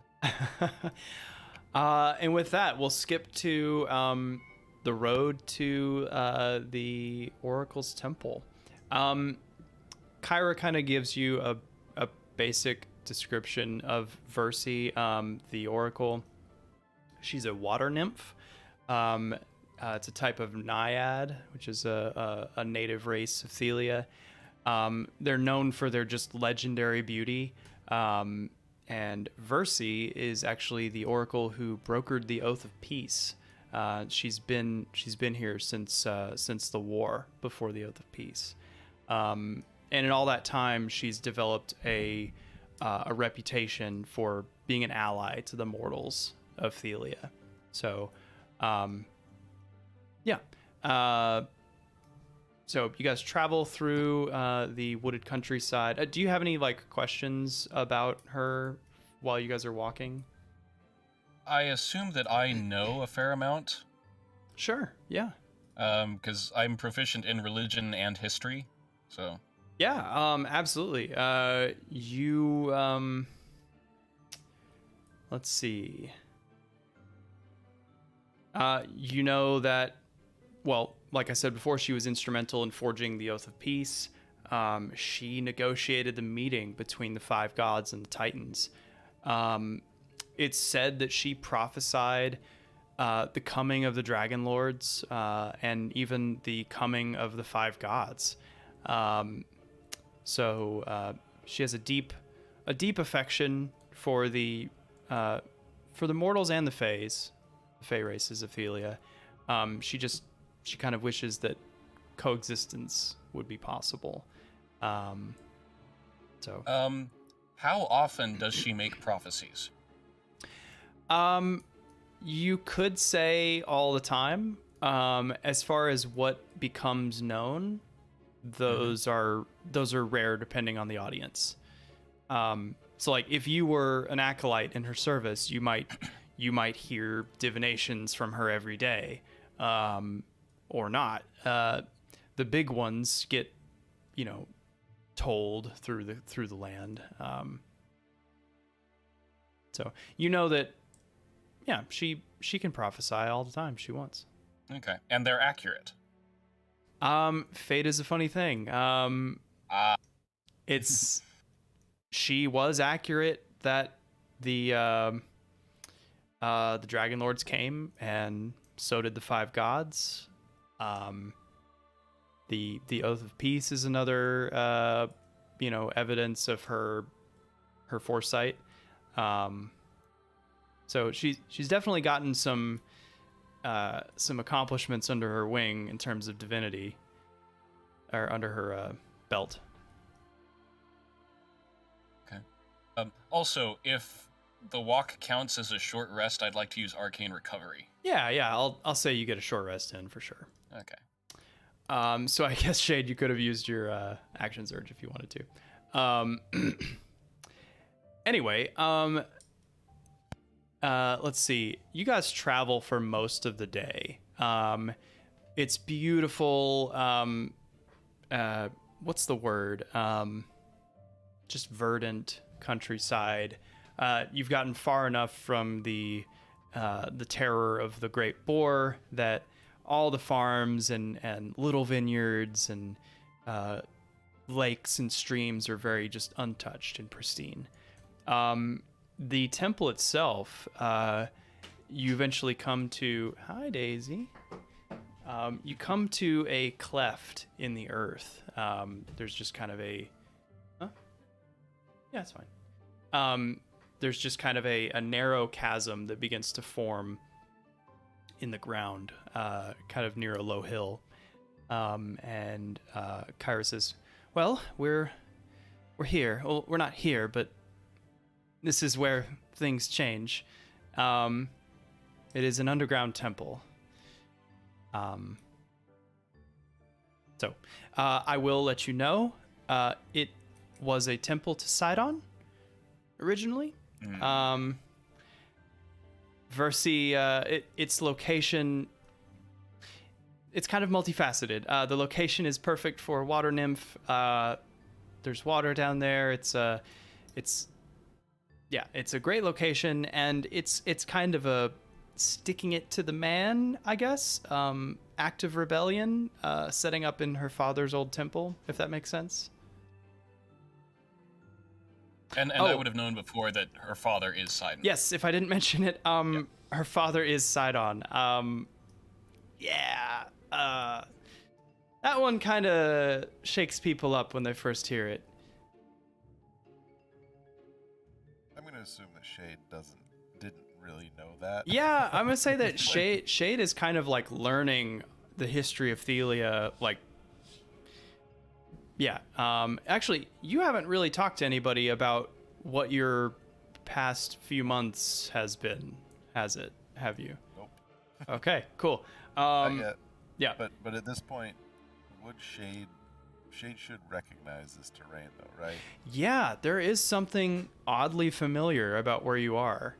I won't say you remember it clearly, but as you come to this cleft in the earth, you're like, huh. Like, your whiskers twitch a little bit. Like, this is a little familiar. Anyway, can I get a marching order as we move in? Magus will be in front. Okay. He has questions for the Oracle. I see. Okay. And there's room enough for you guys to go, like, in twos. So, who's going up front with Magus?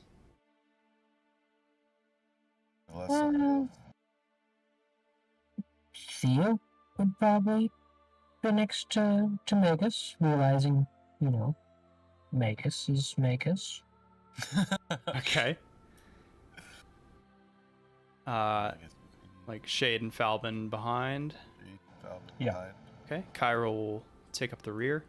Yeah, so as you descend into this chasm in the earth, the forest disappears, replaced by steep walls of craggy rock. You feel like on your skin warm vapors, like water vapor, rising from cracks and vents along the floor in the chasm, filling the air with an eerie mist. You feel yourself start to sweat from the heat. It's like a sauna in here. Actually, Kyrah says that. It's like a sauna in here. And I will... Unfortunately, I think we're supposed to stay dressed in this one. Tell me about it. And I will transition you guys over to the map. Oh, this is the thing I was telling you about earlier.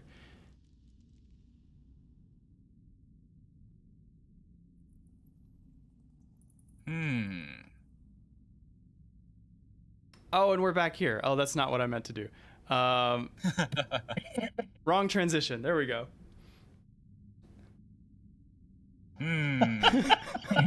Are these like video game tool tips? Or, Yes, yes. Loading screen. That is the idea.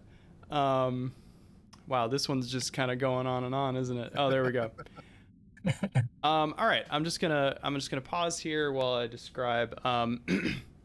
So the narrow chasm eventually opens up into a larger chamber, and I don't know how much you guys can see, but there is a river, like a stream, moving through the open part of the cave. You also see up and to your left a temple, steps up to a temple. You see pillars in your kind of typical Greek form. You see slight beams of light kind of emitting from inside the temple. So there is light inside. Yeah. Can I get a perception check from everybody, please?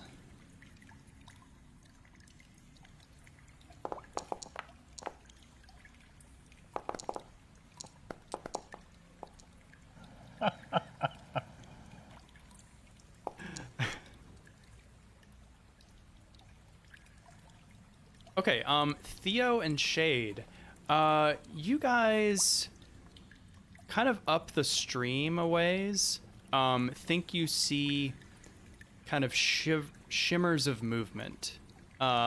It's hard to tell exactly. Theo specifically, you can barely see in here at all. But you kind of how you can see movement from the side of your peripheral vision. It's kind of that, like you feel like you see a movement, and then when you turn to look at it, you just see darkness. Shade, your vision is, you can see, you have dark vision. You think you see sort of a wispy shape moving. Would I have my bullseye lantern out? Yeah, sure, absolutely. Let me see if I can... Ooh, I didn't mean to open that on the wrong window. And now I don't know how to get rid of it.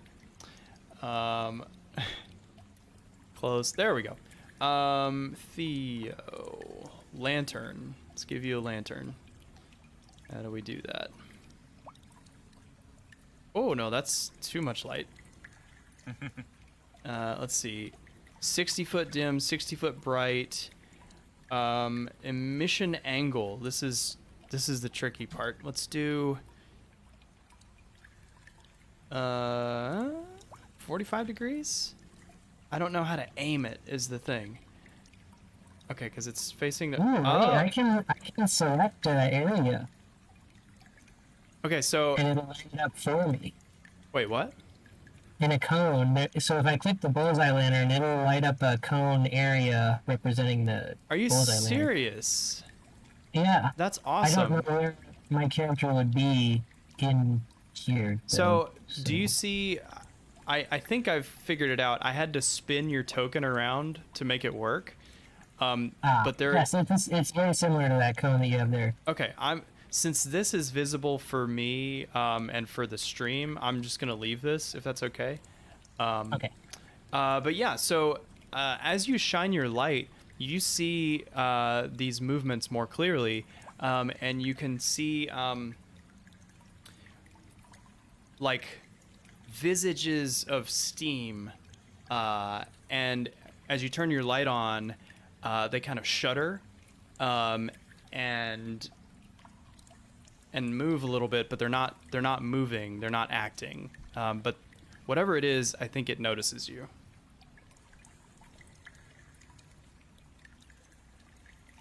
What is that?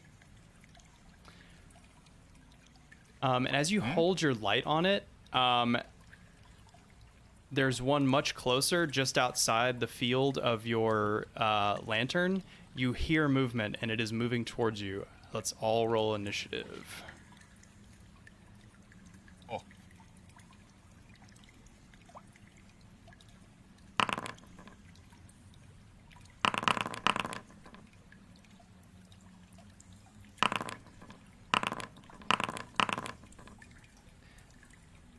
I'm actually... Yeah, that's fine. I should have had them all go on the same initiative, but that's okay. So there are creatures made of steam, and they are gonna come at you. Let's see. Let's get some music going. Shade instantly regrets being in the back. Yeah, we'll just have our two squishies up front. Okay. Allies place, we're walking in entirely unguarded and not aware of things. Totally fine. Okay, so Theo, with your perception, you... Let's see. You, Falben, and... No, those are your initiative rolls. Sorry, Falben cannot be surprised, right? That is correct. Yeah. You thank your lucky stars, because you definitely would have been with your initial perception. So you guys are all pretty keened in. None of you are surprised, so we're going to act in normal turn order. So it looks like at the top of the round, I don't know why it's starting with... Oh, it's because they're not visible, I think. Let me make them visible. I mean, even visible, they're still kind of hard to see. Yeah. They are made of steam. Let's see, how do I move to... Begin combat. There we go. I know how to do this. All right, so the steam creature that was in the middle of your field of view, it is going to move up to about here, and it is going to use a feature called Steam Breath. And it's going to... Oh, that's just a recharge. It's already charged.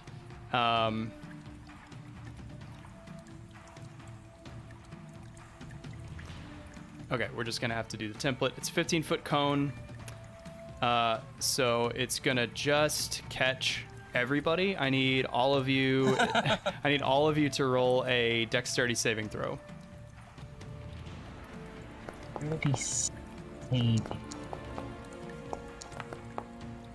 Would that be under checks or saves? Saves, yeah. Gotcha. Okay.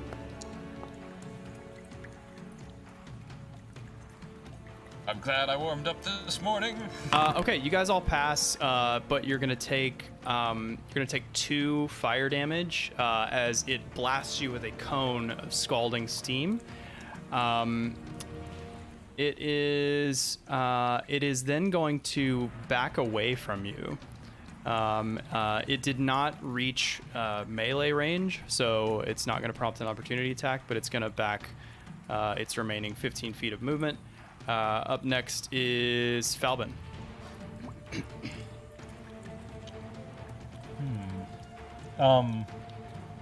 Just a question real quick. Yeah. The game is showing paused for me. Oh my god, Should I'm it so be? sorry. Unpaused. Okay. I wish we knew a little bit more about these thingamabobbers. If you would like, you can make a nature check or something, and I'll let you do that for free. I would like to do that. Okay, so you've actually run into a few of these at like hot springs that you happened upon in your many travels. This is a Steam Mephit, and you know that they're made of steam, but they can still like claw you. They have their steam breath attack, obviously. They also have an ability to make themselves like hard to see exactly where they are, and so it makes hitting them difficult. You also know to stay away from them when you kill them. Do I know if they're susceptible to, I'll say, like normal weapons? Yes, they are susceptible to normal weapons. You know that fire probably is not going to do anything to them. Crap. All right. Well, I'm gonna share that information with the group, and I'm gonna step off to the side here a bit, probably up over here. It's not letting me move for some reason. Weird. It is your turn. Okay. I had the ruler selected. There you go. Bad choices. So, as you step onto that bit of rock, I'm going to need you to roll a dexterity saving throw. You can feel the rock shake under your feet as you step there. Okay, you save, and you're able to dodge. I'll let you dodge to any side that you like, as the ground cracks and a blast of scalding steam comes up from where you were standing. It's very hot. It would have been bad if you were there. Oh boy. All right. Well, I think I still have my full turn. Oh, sorry, that's the geyser. Crazy. Yeah, you still have your turn. I am going to attack with my rebound dagger this guy who tried to hurt all of my friends. Okay, great. 16 definitely hits. Oh, nice. So you actually, you're gonna need to roll that at disadvantage. I forgot to mention. Also, I just realized that I forgot to roll initiative for Rue. Okay. Wherever it would be. I don't know what your token is. Rue is directly below you. Okay, so even with disadvantage, that 16 hits, doing 8 piercing. You hear a as some of the steam kind of flashes away, and that's a solid hit. He's gonna roll a concentration check. Thanks, Foundry.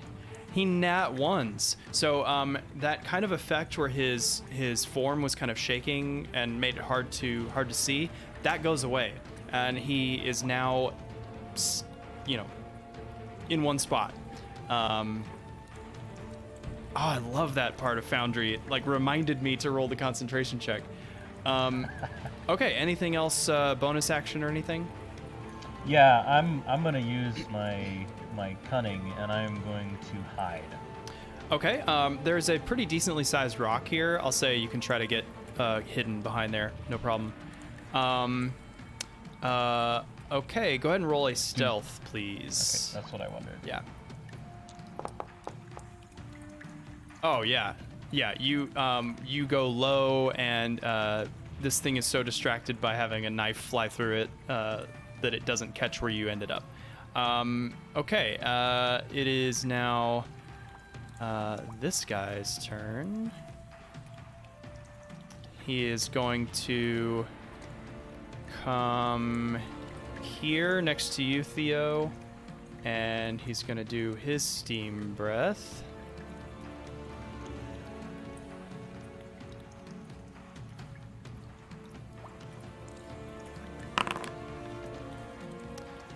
I swear. All right. Just go ahead and roll. You, Magus, Shade, and Rue, please roll Dex saving throws.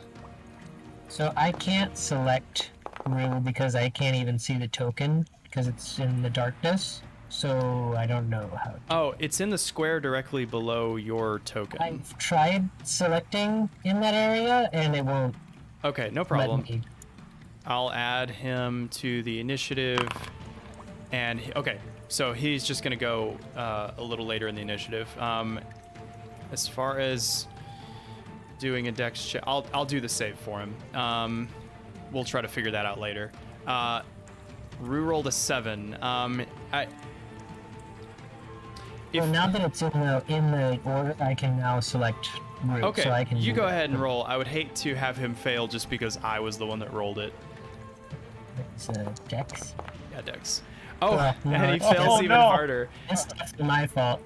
Okay, so Rue is going to take 1d8 of fire damage, which is going to come out to 4. So Rue takes 4 fire damage. The Mephit is going to back away again over here. Do the rest of us take half for on a successful save? I'm so sorry. Yes, anybody who succeeded takes 2 fire damage. Theo, you are able to make a melee opportunity attack if you have a melee weapon. I'd let you make an unarmed strike with your rifle if you like. Yes, I would definitely like to strike something right now. Sure. If you should have an unarmed strike ability in your character actions. Yes. Yeah. I need to target first. Since he's within my threat range, do I get a Oh, he is, isn't he? Yeah, go ahead. It'll be at disadvantage for both of you. Am I? Is this the right one? Can you see which one I'm targeting now? That's the It's only one it's this guy here. I can't see him. Okay. I can't select him. Either. No problem. Don't worry about targeting him. That's mainly just for the or the visual effects and stuff. Okay. I'll know who you're damaging. Okay, then I will roll unarmed. Is there an easy way to roll at disadvantage? Oh, I didn't roll disadvantage. Hit roll, and then to the left of where it says the attack number, there's a minus symbol. Click that, and it'll change it to disadvantage. There. I think, yeah, Theo, your rifle butt is not gonna connect. Shade, let's see. Go ahead and get that disadvantage. You actually just barely connect with it. Go ahead and roll damage.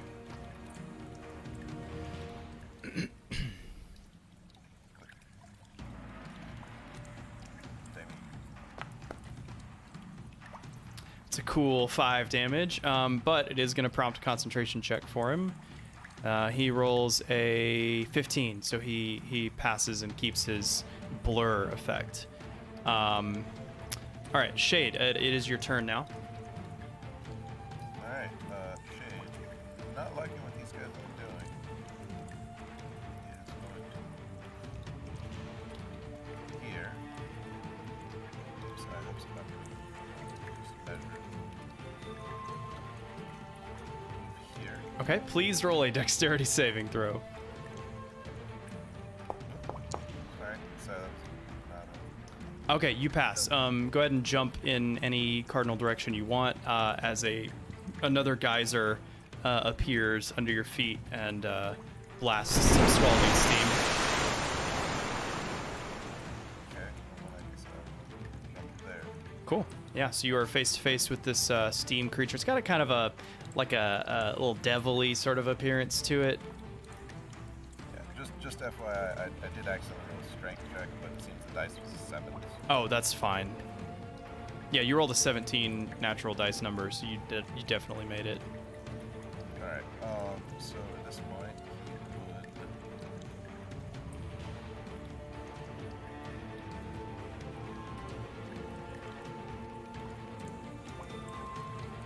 Alright, so seeing the one that is more temporeal, he will swing at him. At this guy, target. This one. Target. There we go.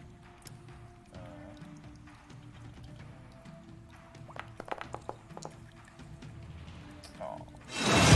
That does not hit. Even though his blur effect is down, he's able to kind of fly up and out of reach of your glaive before coming back down. And then bonus action to enter my fighting style. Oh, okay. Enter your defensive stance. You can make opportunity attacks without using your reaction. Amazing.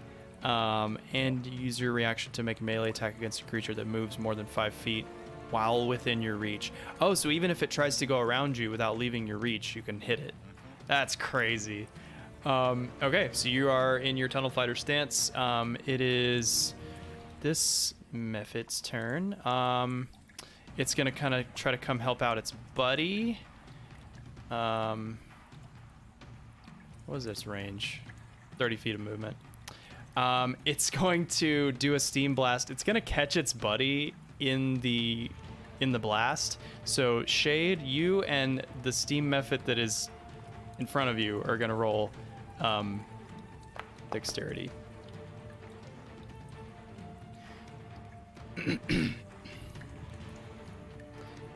You fail.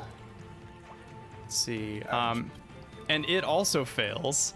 So you're both going to take 1d8 of fire, which is going to be 3 fire damage. So you and the Steam Mephit are going to take 3 fire damage. Okay. Now it's Rue's turn. Are you able to see Rue's token now? I can't see the token, but I can select it in the turn order, so I should be able to attack one of the things that are in my light. Sweet.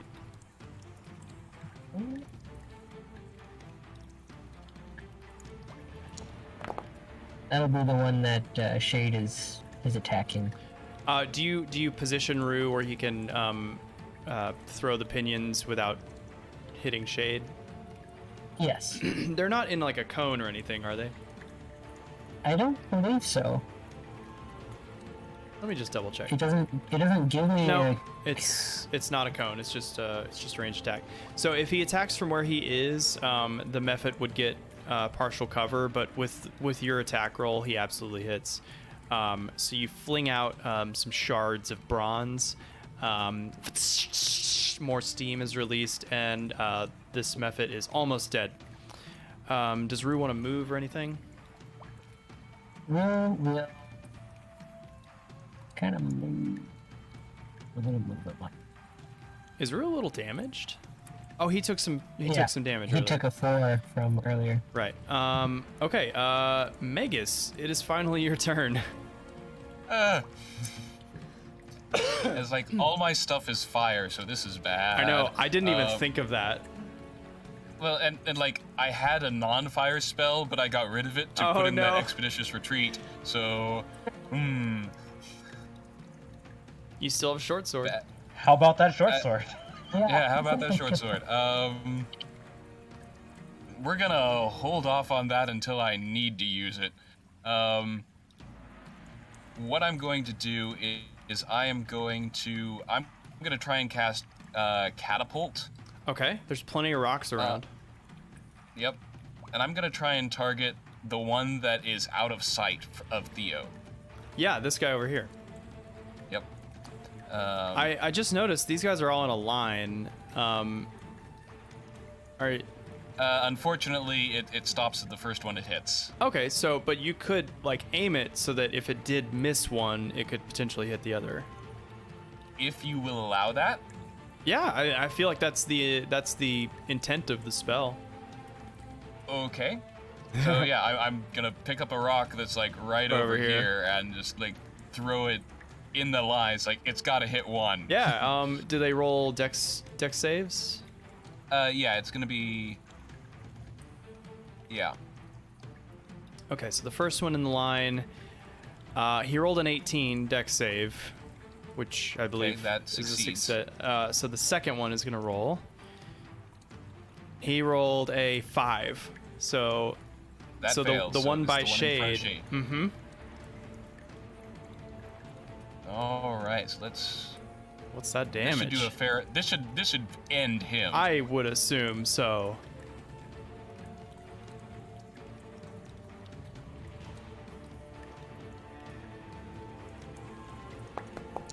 Oh, that's a lot of dice. Yeah. Come on, calculate. 17. Okay, so I'm gonna roll a save for the guy behind at advantage. And, you know, just in case. Okay, he rolled a 4 and a 7. I'm gonna have this do bleed through damage because I think this is sick. So you see this rock kind of levitate off the ground and start to shake and rattle, and then just flies through the air. The first Steam Mephit still has his blur effect up. He dodges out of the way. The one in front of Shade just like sends steam everywhere, and he fizzles out of existence. And the one behind it goes like, what? And catches it again with the remaining 12 damage. Oh boy. So, and he's gonna roll a concentration check. He does succeed, but yeah, Shade, the one you're fighting, is perished. Awesome. Anything else? A free action to draw my sword. Great. Okay. The one in the back that you guys haven't seen is going to move up, and then he's gonna dash to support his buddy here. Shade, sorry man, you got another one coming in at you. No, he dashed, so he can't do anything. He's gonna stay there. Apologies. Theo, you have some light on the situation. You see one injured Steam Mephit directly in front of you, one healthy one right next to it, and then one that you can't really see very well over here. Right. I'm going to target the one in the back, and I'm going to cast Hunter's Mark on him. Okay. What is your Hunter's Mark look like? Like, do you have like a flavor for it? No, just kind of me focusing in on them, and I suppose it's a kind of a magical effect, so sort of a fiery eye appears, Nice. just indicating that he has been marked, and I am focusing on him, and he's gonna feel the pain. Love it. Okay, go ahead and roll to attack. Ooh, 20 to hit. Absolutely. So it's gonna do 9 piercing plus that 4 Hunter's Mark damage. So that's a total of 13. That brings him to well below half health. He's gonna roll a concentration check, and he rolled a 19, so he's still concentrating on his blur. I forgot to have you roll a disadvantage, but we are already at this point, so I'm just gonna leave it. But if you attack him again, he is still concentrating on blur, so it'd be a disadvantage. But yeah, great damage. Anything else?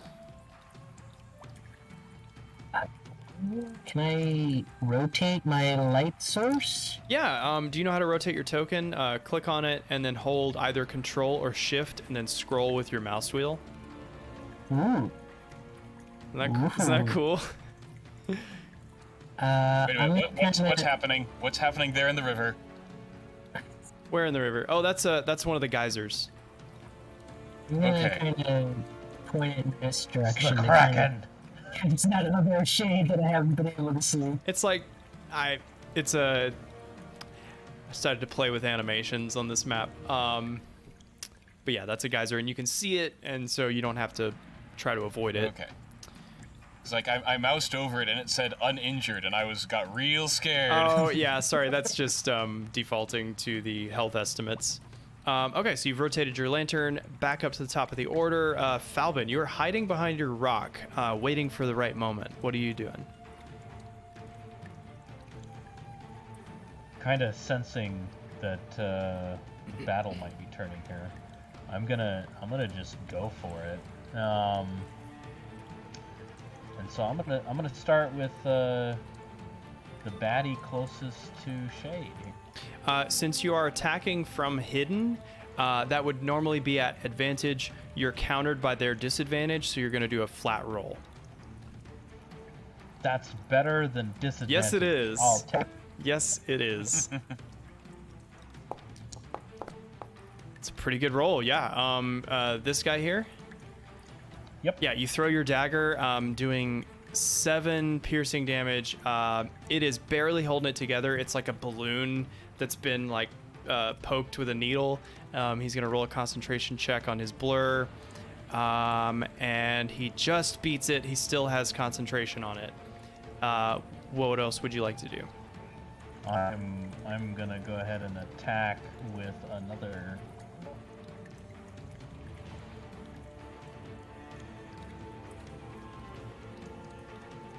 Another what?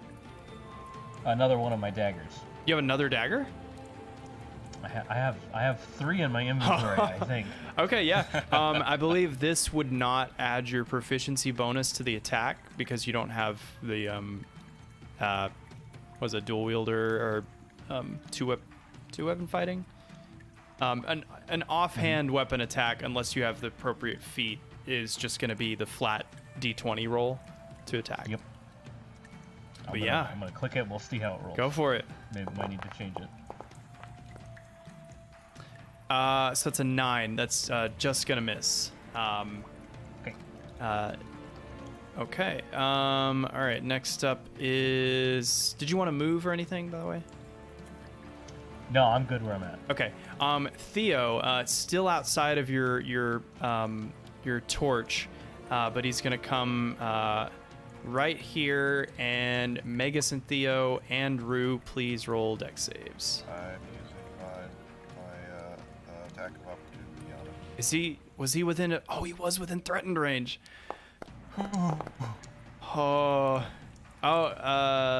Okay, yeah. So you succeed on your dex check. Well, we'll wait to roll damage until we see what Shade does. Yeah, Shade, you just barely catch him with the tip of your glaive.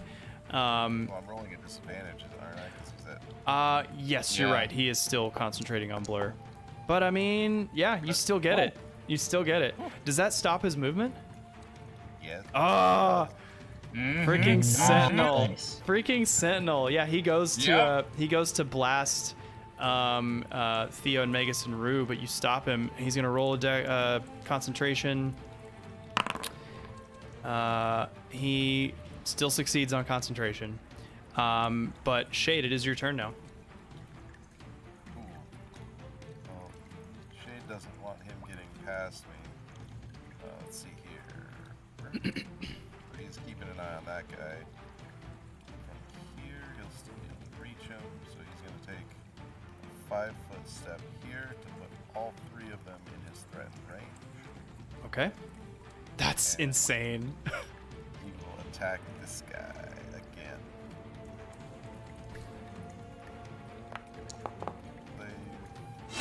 Yeah. Advantage. You straight up kill him. Oh. You savage. There are 2 left, and they are both pretty badly injured. You know what? It's new and shiny. I'm gonna Action surge? Yeah. Smoke him if you got him.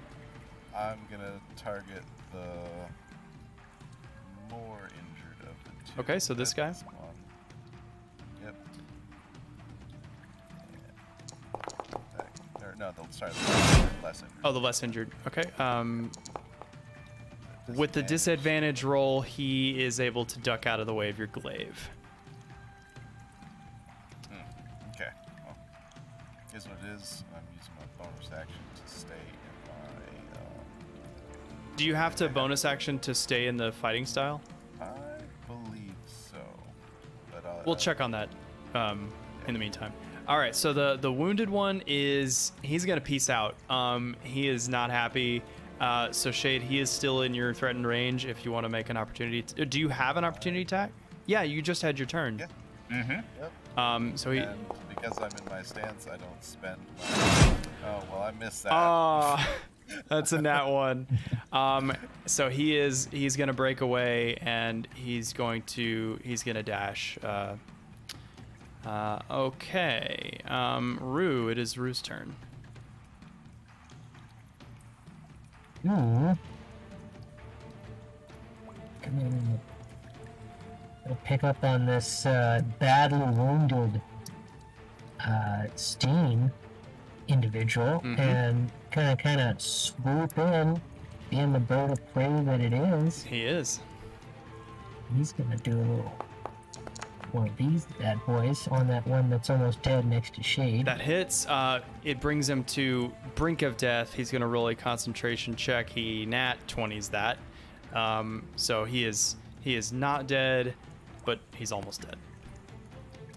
And then he's just gonna stay there. Okay. Magus.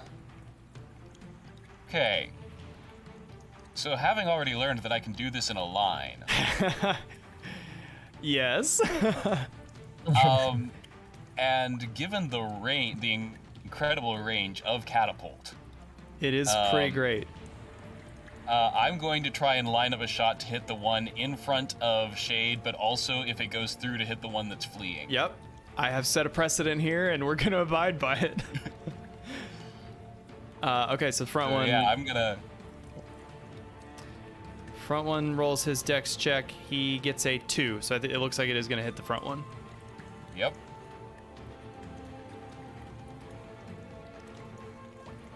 And then we'll roll the damage on that one to see how much comes through. I can't imagine that he's gonna survive it, but you know, we'll see.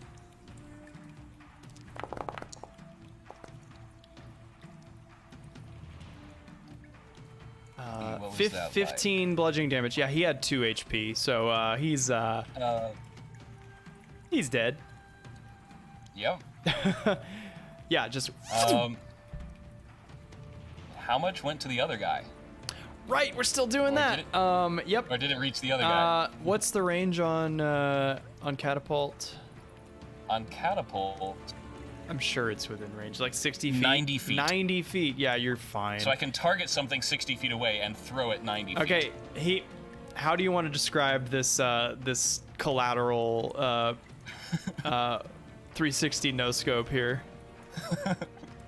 I think I choose like one of the larger rocks at Shade's feet to lift it into the ground, and as it blasts through the first one, it kind of separates into a buckshot. Oh, yeah. Scatters, like, it just peppers the one as it's fleeing. Oh, I love it. Yes, that's wonderful. Okay, yeah. The Mephits are all dead. And I turn to Kyrah and goes like, "What kind of temple has deadly beasts at the door?" she looks just as surprised as you are. We're out of combat, by the way. Why is it granting you experience? I didn't ask for this. Don't ignore that. Ignore that. We're doing milestone leveling. No, Kyrah looks just as surprised as you are. She says, "Those are new. We must be careful as we proceed. That's not a good sign. Normally this is a pretty chill, welcoming place. I think we should move on. Is everybody okay?" Had worse, I think.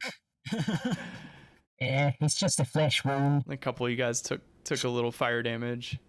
Yep.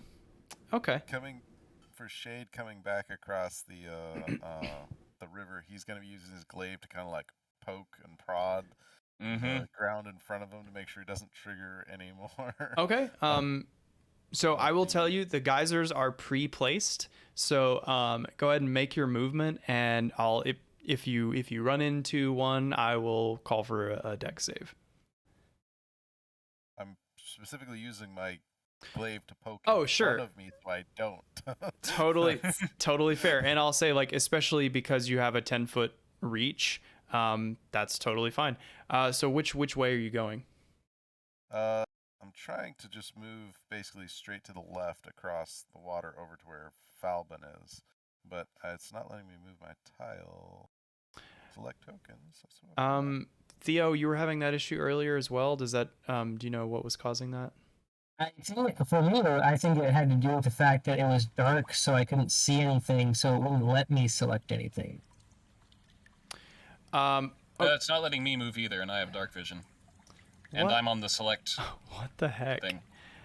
What the heck? Oh, there was change there to was quick still a movement. combat encounter in play for some reason. Try now. Ah.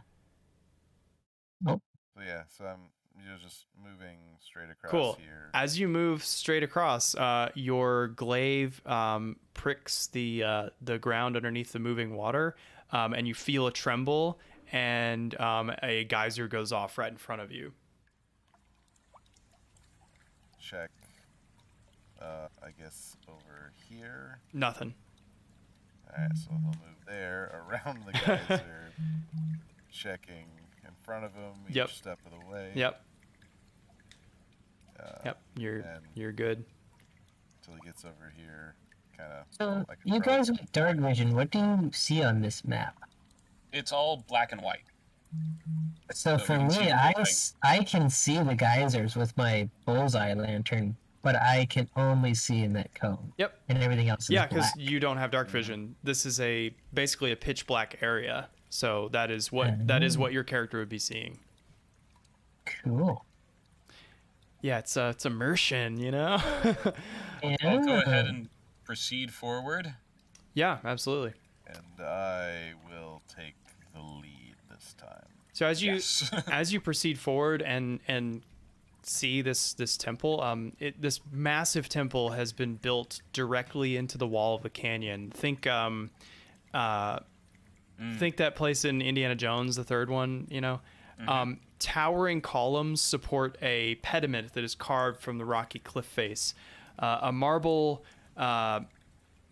frieze. It's like a relief or a statue of Sidon sits enthroned above the center columns, his black glaive in one hand.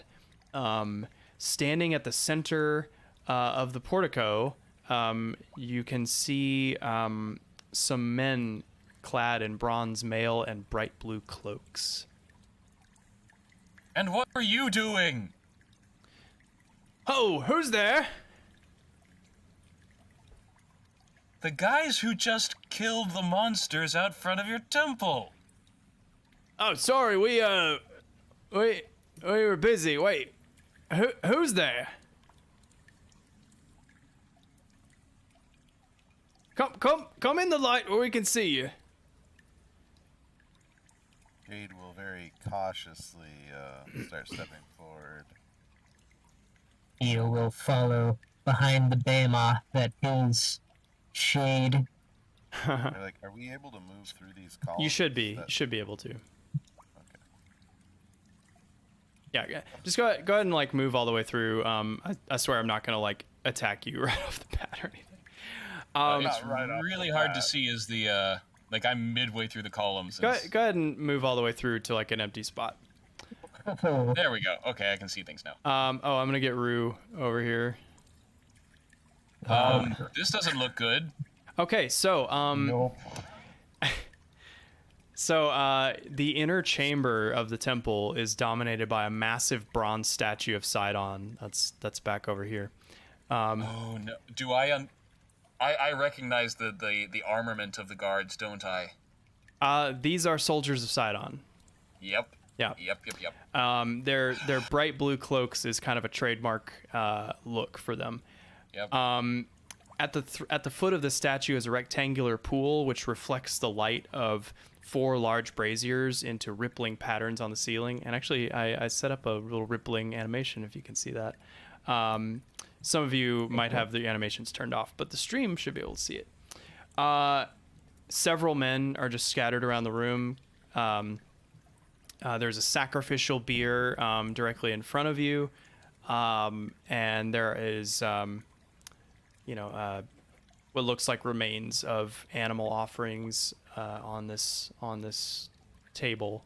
You can see several attendants that look like acolytes of the oracle, and they have been taken hostage.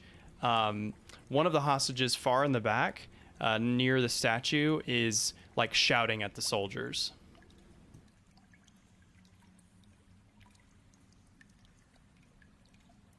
It looks like there are 2 bodies on the ground.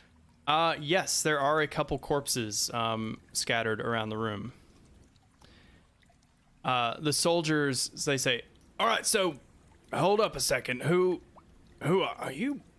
You're not. And two of them kind of whisper to each other. They're not those Oracle chosen ones, right? Nah, they look too shrimpy to me. Who be you? Exactly are you calling shrimpy? Oh, not you specifically. No, you damn huge. I'd believe you. I'd say he's one of the chosen, right? Yeah. And you're with your retinue. I would have thought the 5 would have picked more than one big cat to do their bidding. Oh, I don't know. Then can be deceiving, mate. What'd you say, Theo? Looks can be deceiving, mate. I should hope so. Hey, Breaker, what should we do with them? And you see there's a man back by the statue, and he's wearing more like priestly robes. They're still in the bright blue side-on colors. And he says, "Shut up, I can hear you from back here. All right, old man, you just hold tight." And you hear the old man behind him go, "Please, you must help. You must stop the witch from harming Versi." And he says, "Shut up, old man." And he walks forward past the pool, and he's kind of like creepily stroking the hair of the acolyte that's, sitting on the ground in front of him. Like, "So, the Oracle's chosen, come at last. And for what? To listen to the musings of some crazy offshoot of the Lord of Storms?" No, we're here to talk to the Oracle, not you. Good one. Alright, well, I've no problem with you going and talking to the Oracle, if she's still alive, that is. Now, before you get any ideas, we're just here to keep the peace, keep the attendants from getting into too much trouble.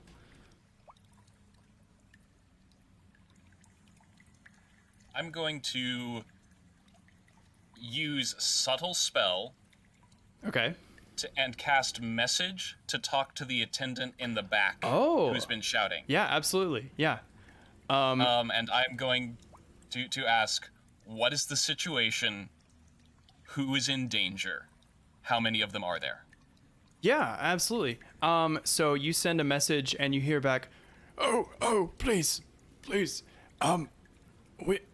I worry not for me, not for us, but for Versi, the witch down there. She's taken her hostage and is tormenting her as we speak. Several acolytes have perished at her hand. The steam creatures out front, they are her working."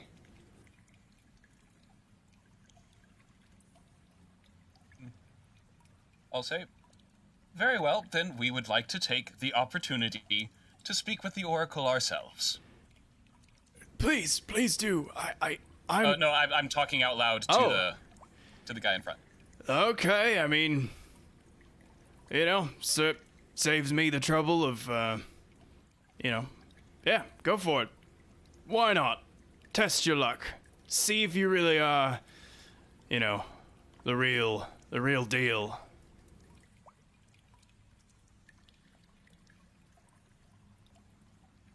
And he orders the men to stand down, and they stand aside.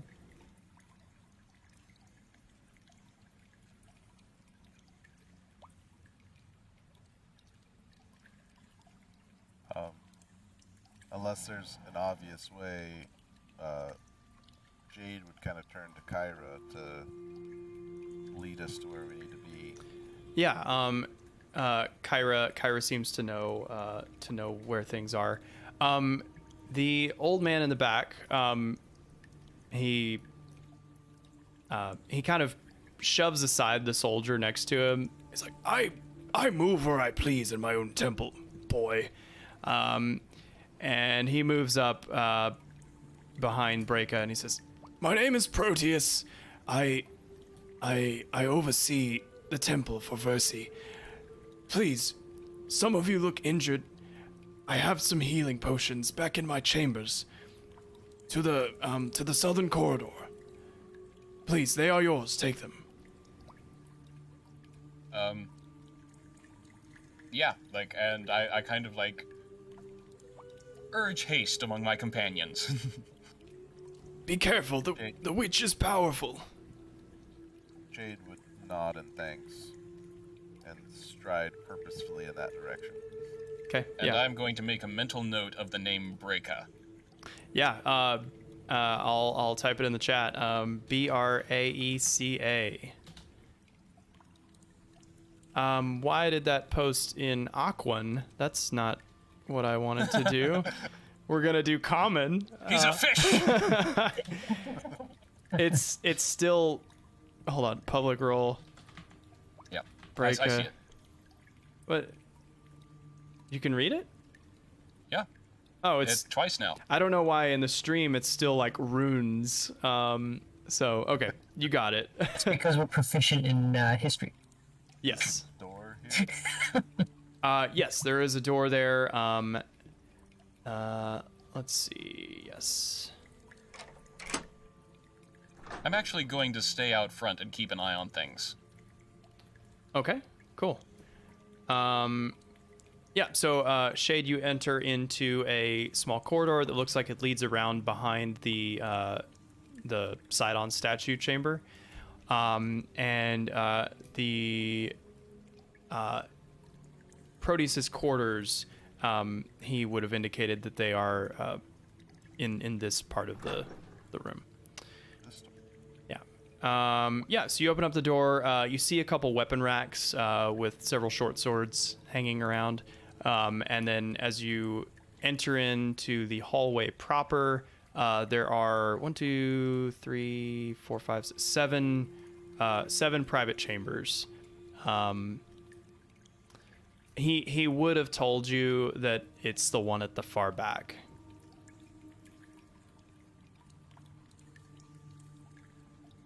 Kinda keep walking. So the far back being the one on the left. Yes. And you notice that the door is locked as you go to open it. A look around is Falben there. You. Which door? This one here? Yes. Seems to be locked. I'm gonna check for traps.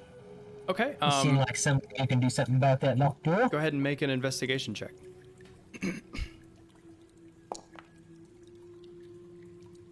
Okay. You check around the door. You take your dagger and kind of place it in the gap between the wall and the door. You don't feel any mechanisms. This seems just like a typical locked door. All right, then I'm gonna go ahead and try to. I don't think I have a lockpicking kit. That's a good question. I I guess. have thieves' tools. Oh, thieves tools. Yeah, That includes. set of lockpicks. Yep. I'm good. Yeah, you got thieves tools. Perfect. So I'm gonna go ahead and. Yeah, so try to pick the roll lock. dex or roll sleight of hand, and then you'll add your proficiency bonus of +2 since you're proficient with thieves tools. Okay, so you start to work on the lock, and you're feeling the tumblers, you're hearing the rattling, you're hearing some other rattling too, rattling coming from down the hall from where you came, and the rattling gets louder. And as you're trying to focus on this lock, you guys see 4 short swords flying above the ground emerge from around the hallway, and they are trembling with bloodlust and start to fly directly at you. And that's where we'll end our session today. What? I What's your names, you said? I did tell you that there were swords hanging in the hallway, so you know you should have. I'm just kidding. That's. Should have put them in the backpack, yo. That's what I considered, but I figured we weren't looting this place yet. Anyway, I know we're like a couple minutes early, but I figured it'd be best to stop before we got into a 20-minute combat. So I'd also say, like, while this is during the time this passing, I'm using my meta weave to recharge that sorcery point that I used. Oh, perfect. Yeah, that was a great use of subtle spell. I really like that. Really, really creative.